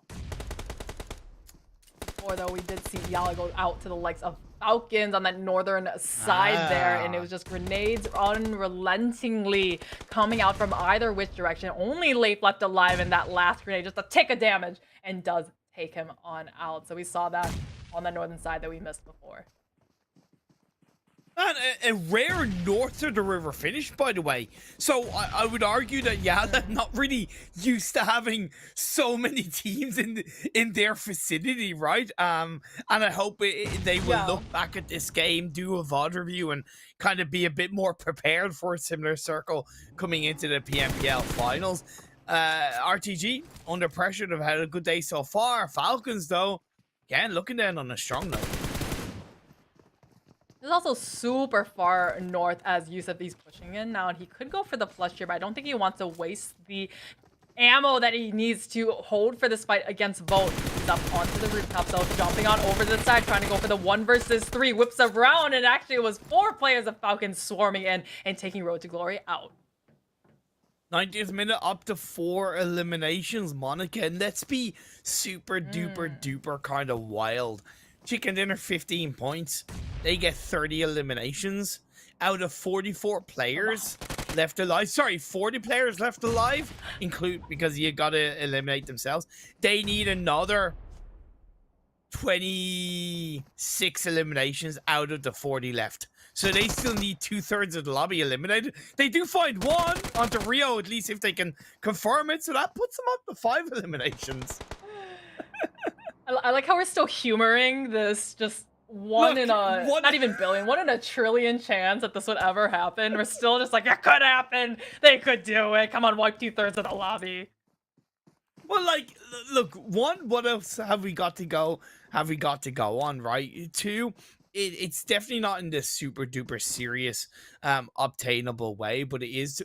Wow. I am kind of using it to say, hey, good job, 90th minute, to end on a bit of a high note, but that circle is massively a high note, shifting up to the very north. Now, I've seen teams where they know they're not going to qualify yet, right? Like, at all. And suddenly, that last game, they do so well. Because all of a sudden, the pressure is gone, right? There's no, hey, we got to win this game. It's just, hey, we're just playing for fun. So they're playing very freely, very liberally, and they're just lots of laughs, just going for it. And sometimes teams play way better in that relaxed state instead of putting so much pressure on themselves. Definitely. Pressure should be kept for tires and diamonds, and unless you're a diamond in the rough of this lobby, you got to be able to deal with that pressure accordingly. Ardu Thunders have the south edge of the circle quite nicely. Shooting range hill is incredibly difficult to control, so this kind of circle is a lot trickier than it looks. It's very on the extremes of the map. Most of these teams are probably, when was the last time we had a Severny finish? And for a team like YALLA, they're kicking themselves right now, right? They're like, this is in our backyard, and we went out too early. NIGMA Galaxy are really just foreigners to this land because they're just getting caught out in the open on the side of this hill. Only freaking Lord left alive, and Raul's a little bit too far away to give a little bit of support for a revive. To be harsh on NIGMA, even though I said shooting range hill is quite difficult to control, where they went is the last place I would have gone, to be perfectly honest. Yeah, it is what it is. POWR is a full squad, gain a little bit of control as they reposition around to put pressure into NIGMA. Lord, first aid in hand. Not 32 first aids this time like in Sanhok just before in POWR. Did they win the last? Yeah, they won Sanhok, right? So they're flying high, and we've seen teams in this region, they either come off a win with another win, or they go out first. So I think, you know, for them to survive this long already, they're setting themselves up pretty well in this match. They are indeed. Kind of get a back-to-back chicken dinner to end their PMPL run before the finals. It would be certainly nice for their confidence, I'll tell you that much. The 2 remaining players in 90th minute, by the way, coming in very late on that western edge of the circle. They will have R8 around them, but they're going for guts. They're going for glory. R8 has a full squad, but they have a 3-1 split. And Tam does get a knock at the SK Tom. By the way, a second one run over. 90th minute. What a way for you to go down. Beautifully done. Let's go! When in doubt, oh my god. When in doubt, just use the cars, right? When you have no confidence in your gun skill, you just go in with the cars. So 2 found now is going for the flush onto R8 and Falcons on the other side of this little shelter area. He goes right on back. It's Vista with a bit of a third party per se. Tam is still alive. Yes. There could be a cause for a revive, but no, Falcons Never Alone comes in and what goes around comes around, Monica. The run over comes at the hands of Falcon. Immediate karma right back on him. So thanks for playing 90th minute, but I guess we'll see you next season. The circle is going to come up onto that roadside. Not a lot of actually any compounds really here. I think we might have a little, no, it's not in there. I was thinking these shelters could possibly be in here, but Falcons really needs to reset quickly because they currently only have 1 player on his feet. I also love the fact that you said instant karma, and that was a pun in its own right, and you just run over with a car. Beautiful. You didn't even know you did it. Yes. I noticed it because I am a boomer. No, it was with very my intentional. dad jokes. I have 2 Okay. Monica, dude. One of the many reasons why I love casting with you, and I love you. You're just so funny. You're just so funny. Vista looking to make a laugh out of NASR Esports, but it's going to be NASR that's going to have the last laugh cleaning up Vista Gaming. We're down to 9 teams. But it's actually OOREDOO Thunder to be laughing even louder than NASR because they're coming in with that third party, at least sending it for the circle in the UAZ that is about to blow. GEEKAY, they are out of the lobby. So who's going to win this match, Imperium? Because we're down to 8 teams left in this lobby. You only want to have 3 players up. SKYROCKET have a full squad. POWR have a full squad. I would say it's going to be between SKYROCKET and POWR Esports for the final game of the day. Of course, SKYROCKET's the safe bet, right? They've been doing great all weekend, so I hope they can also continue that and really bring this momentum and their strength that they have shown into finals in 2 weeks. Actually, a week and a half. Well, as of right now, they need to finish off NASR, and they find Ali, just one more victim in front of them. No, he's cleaned up by Falcons of all teams, so nicely done as the final player. Falcons is he's going to pick up an extra elimination point and an extra placement point as another team goes down. We have 7 left. Amp goes knocked. SKYROCKET from a distance continue to put the hurt down onto the other teams. OOREDOO Thunders and SKYROCKETs are the 2 teams that have rotated the furthest in this circle. OOREDOO Thunders down that military base, SKYROCKETs down in Novo crates. So for them to come up to the northern side, usually the teams that have that hard rotations don't have an easy entry into here, and somehow these teams are still up alive, but R8, I mean, they're playing on the pain onto OOREDOO Thunders and not allowing them another foot into the circle. POWR Esports moved away from the southeastern edge of the circle and they moved up towards the northeastern edge, putting a little bit of pressure into the only one split as a 2-2. I believe one player of the only one does get knocked. I don't know if the revive is possible. The circle is going to benefit both the only one and POWR Esports as a confirmed knock does turn into an elimination for the only one. Circle gifting it to the likes of POWR and to the only one, but the only one, they're pretty spread out as we see Zyad get flushed on out, and you know, it's good to be in the center of the circle, except when you come this late in the game. When you're the 5th phase moving on to all the rest, it is just, I mean, everybody is looking at you. It probably should have been the case that they would have been best joining up as a full squad in the center where Luffy and his teammate were. They left that a little bit too late because POWR Esports maneuvered up from the southeast to the northeast. That's where the punishment came in. And SKYROCKETs in their own right, to be fair to them, are looking to get involved in that regard. Alaji is being slowed down on his movement, forced to prone down. Torpedo Thunder is now eliminated out in 7th position, so good run for them, but that's going to be it for them into the Super Weekends and SKYROCKET. 7 eliminations found so far, really making a name for themselves. Can they soar any higher as our 8 Prestige? I mean, they're going for the vehicle strats one more time, and how many vehicles have we seen Imperium in PMPL Arabia? Well, Easy makes that one look easy as he finishes off R8. Team Falcons, by the way, still never alone, left on his own, staying alive for his side, gets himself and his team into a top 5 minimum as Aloosh throws an aid in the direction of RRR of SKYROCKET that will force the rest of SKYROCKET to turn their attentions onto the only one. I want to point out Falcon, even though Never Alone is by himself, he's at 11 eliminations right now. So well found out frags. Yes, you do, because they fought against YALLA, they fought against everybody. Yep. Lord now needing to fight against POWR as they're ascending over and trying to take Freak out. Halaji finishes them off, but it is a third party from Luffy to get the knock on Halaji. Quickly responded, by the way, from Kante as the smokes come out to try and get a revive. The only one Esports are in between the remaining 3 teams. SKYROCKET, POWR Esports, the only one, and Falcons are our final 4 teams.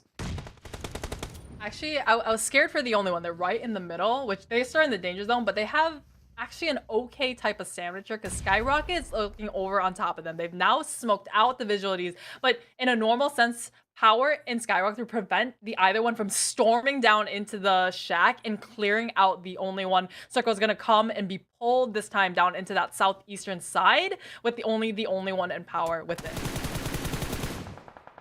Shots from Halaji looks to try and inadvertently benefit the only one because they have a less of a information on towards the members of the only one, and Aloosh is going to get a beautiful nade to knock down RRR. Rip. He's got a little bit of an angle here, but Aloosh, I mean, the only one, don't count them out yet, even there, though they are only at 20% capacity, but you can't forget about the solo, that it's going to be Falcons right on the edges here. He could stand up at any second and be the peppering shots to any of these teams still left in the circle. Indeed, indeed. Never underestimate a thorn in your side. Never underestimate a solo player in this game. And what Falcons have produced so far, it backs that up even more. All the focus between SKYROCKET and the only one, as well as POWR Esports, is on each other. Nobody is looking in the direction of Never Alone. The thing is, SKYROCKET are still up as a full squad. Falcons has his brown and white plumage really camouflaging into the edges of the circle. RRR, though, they know they need to clear. This must be so frustrating for them because they know it's only 2. Fluffy, Aloosh are just waiting just a little bit separate here in case a grenade from RRR from SKYROCKET can open up the slide. Aloosh, he's got a sliver of health left. Down goes Team Falcons, valiant effort in the final game. The knock does finally connect onto Aloosh. Luffy's the final player up for the only one, and that's the push. Exactly the kind of push that SKYROCKET need to move down the hill and into a controlling position on the edge of the circle. They know that POWR Esports have that lower ground position. They knew that they were a threat for a third party, but RRR with an aid in his hand does get a bit of a knock, but it's instantly responded by one of the SKYROCKET teammates, and Rip sends himself around. He is the last player up for his side. POWR Esports look to finish this game with the chicken dinner and find themselves a back-to-back in day 3 of PMPL Super Weekend 3. What a way to end it, and especially really setting the tone for going into finals, right? Everyone's gonna remember these last few matches, like, hey, POWR, they are not a team to mess with, and really showing us why they are deserving to be in that top half of the overall standing. Very, very strong result. They moved away in the right position to go from the southeast to the northeast. They then got a little bit of circle luck. However, they took advantage of that by catching out 2 of the only one players, and I unfortunately do have to say, if the only one had it stayed up as a full squad, it probably would have been a bit harder for Power Esports. That isn't their fault. That is Power Esports taking clean advantage, and in the end, they got the chicken dinner. Such an exciting end to the tournament, despite nothing really being on the line. I think nothing being on the line except for the $1,000, right, for the chicken dinner and the power. I mean, that was their last chance, right? The last $1,000 that could have been won by any of these teams. I'm sad we didn't see SKYROCKET's get a chicken dinner today, right? Did they? I don't think so. I don't think they got a No, single chicken dinner today. no, no, they No, they didn't. But used it all still, up but yesterday. still a great day. Like, I think they ended with a total like 60 something points in a day. And if you take their super weekend performances as a whole, every single day it's been pretty high quality. So yeah, they are riding high up in space coming into the finals. Let's look at the second page of the standings coming into this final game. A lot of the teams that went out early and I think really fed those eliminations to Falcons. Because remember at the end, I was like, wow, he's never alone as one person left, but he has 11 eliminations. It was teams like YALLA. I'm trying to remember which other teams there, but they definitely had that full-on 4v4 fight really far on that northern side to take YALLA out of the match. On a side note, by the way, the only one getting themselves 14 points in that final game. As far as I know, that is the only the only one did get a 26-point result. I think it was a chicken dinner in the final game of Super Weekend #1. But outside of that, as far as I know, that's the only one stronger result. And in a day as a whole, they scored 41 points. So genuinely, well done to them. I said I wasn't going to be super happy unless they got a minimum of 2 decent results, and they got 3 today.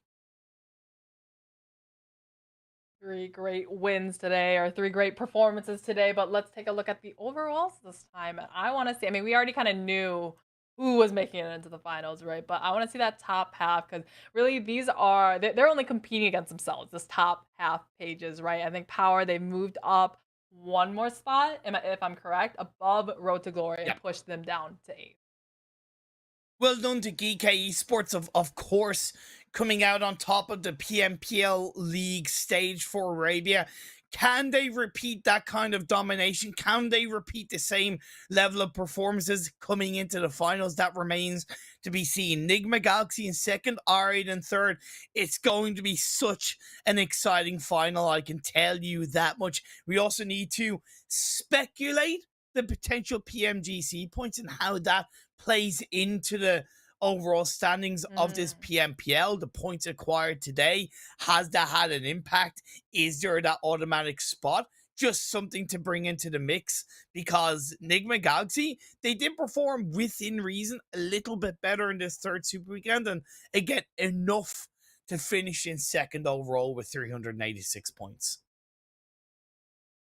Honestly, I would have expected NIGMA Galaxy to be in the position of GEEKAY, right? That's a team that I've known for quite a while to always have that really kind of dominating presence and performance. So, I mean, they made it in the second place, but like, if I'm honest, it was a little like underwhelming how they got to second place, because it was a lot of just consistent placements, but not a lot of huge, massive wins. True, but I will kind of caveat that by saying the Nova effect. That's just something that I'm kind of putting out there. Genuinely, the Nova effect. That's what I'm kind of putting onto NIGMA Galaxy, because I feel like they deserve it. Let's look at the second page, though, of the overall standings, and just to visually confirm the top 16 teams moving on into the PMPL finals on the 21st, 22nd, and 23rd of July. The only one esports have booked their spot, moving ahead of Rad, and that cutoff point became 210 points. Okay, so SKYROCKET yesterday, okay, they started the day in 15th position in 163 points. Wow. So they went from 15th and they ended yesterday in 11th and have now jumped from 11th up into 9th. So to move from, well, 15th, which is barely qualifying, right? Right, really solidified in 9th place. And even if you think beyond that, they didn't make the first Super Weekend. So they started with one entire last weekend. So they have 30 matches under their belt.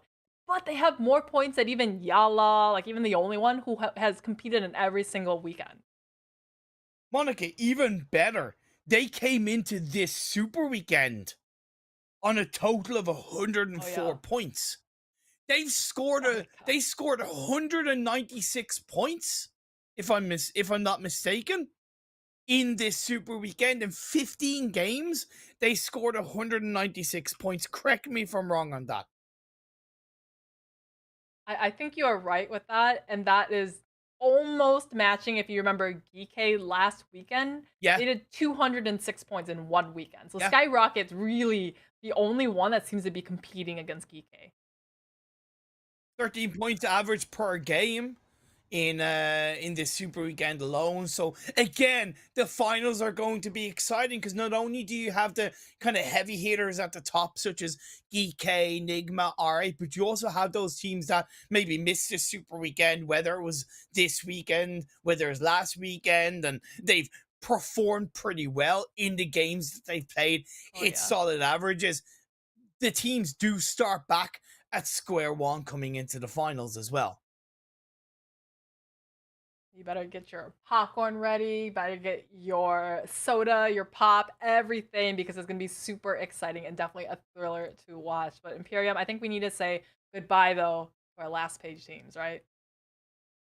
Yeah, Rad, 90th minute, Vista Gaming, and Cur 12. Definitely a surprise to see Rad not make it into the PMPL Arabia finals. But again, it just is a testament to the ever growing level of competition in the Arabic region and the MENA region as a whole, I might add. So commiserations to all four of those teams. Genuinely thank you for playing as much as you could, like playing as good as you could in the moments, for putting yourselves out there week in, week out, game in, game out. It was an absolute pleasure to cast your games and tell your stories and be part of the ups and downs. I look forward to seeing all of these players, all these teams later down the line. Really, I mean, this is the first season I've got a cast in the PMPL Arabia, so I am even more excited to see the finals for the very first time. But I mean, I just can't wait, Imperium. Yeah, it's going to be very, very exciting. And while we wait for the PMPL finals, you can get involved with the Grand Banquet in game. All you have to do is get the ingredients to make more dishes.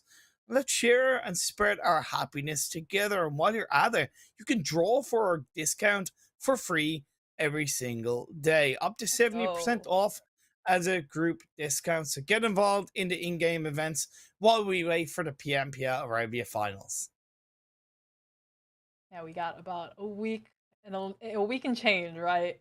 Off until the final. So these teams are going to be going back. They're going to be watching the streams, and they're definitely going to be reviewing to see how did SKYROCKETs do so well this weekend? How did GEEKAY do so well the weekend before that? And really trying to analyze and see where are the points of weakness that we could possibly hit and crack this team. Lots of questions to be answered. Lots of time for the teams to prepare. 12 days exactly from now, the time starts. The clock starts to tick down. 12 days before we get the start of the PMPL Arabia finals. Before we close things out, I want to give you a bit of a moment to kind of share your thoughts across this whole PMPL Arabia before we get into the finals. I think there's a lot of other regions that I watch. It's usually always, hey, these three teams or something. They're always just dominating every single lobby, right? And it's not quite as dynamic. This region, though, I've definitely seen it's much more balanced, right? Of course, we have GEEKAY, we have those kind of really big outliers, but we've seen like SKYROCKETs, right, coming out of the ashes of their first weekend like a phoenix and able to climb up into 11th place despite not making a single or making the first super weekend. So I really like how much more balanced and dynamic these teams are. Couldn't have said it better myself. Thank you so much to yourself, Monica, of course, Highland Wolf, and Andre, our producer, and everybody else involved in making this broadcast possible. Yourself, the viewers, for tuning in, day out, supporting your team, supporting PUBG Mobile Esports. Join us on the 21st of July for the start of the PMPL Arabia Fall Split Finals. Be there, be square, have a lovely evening, and see you all then.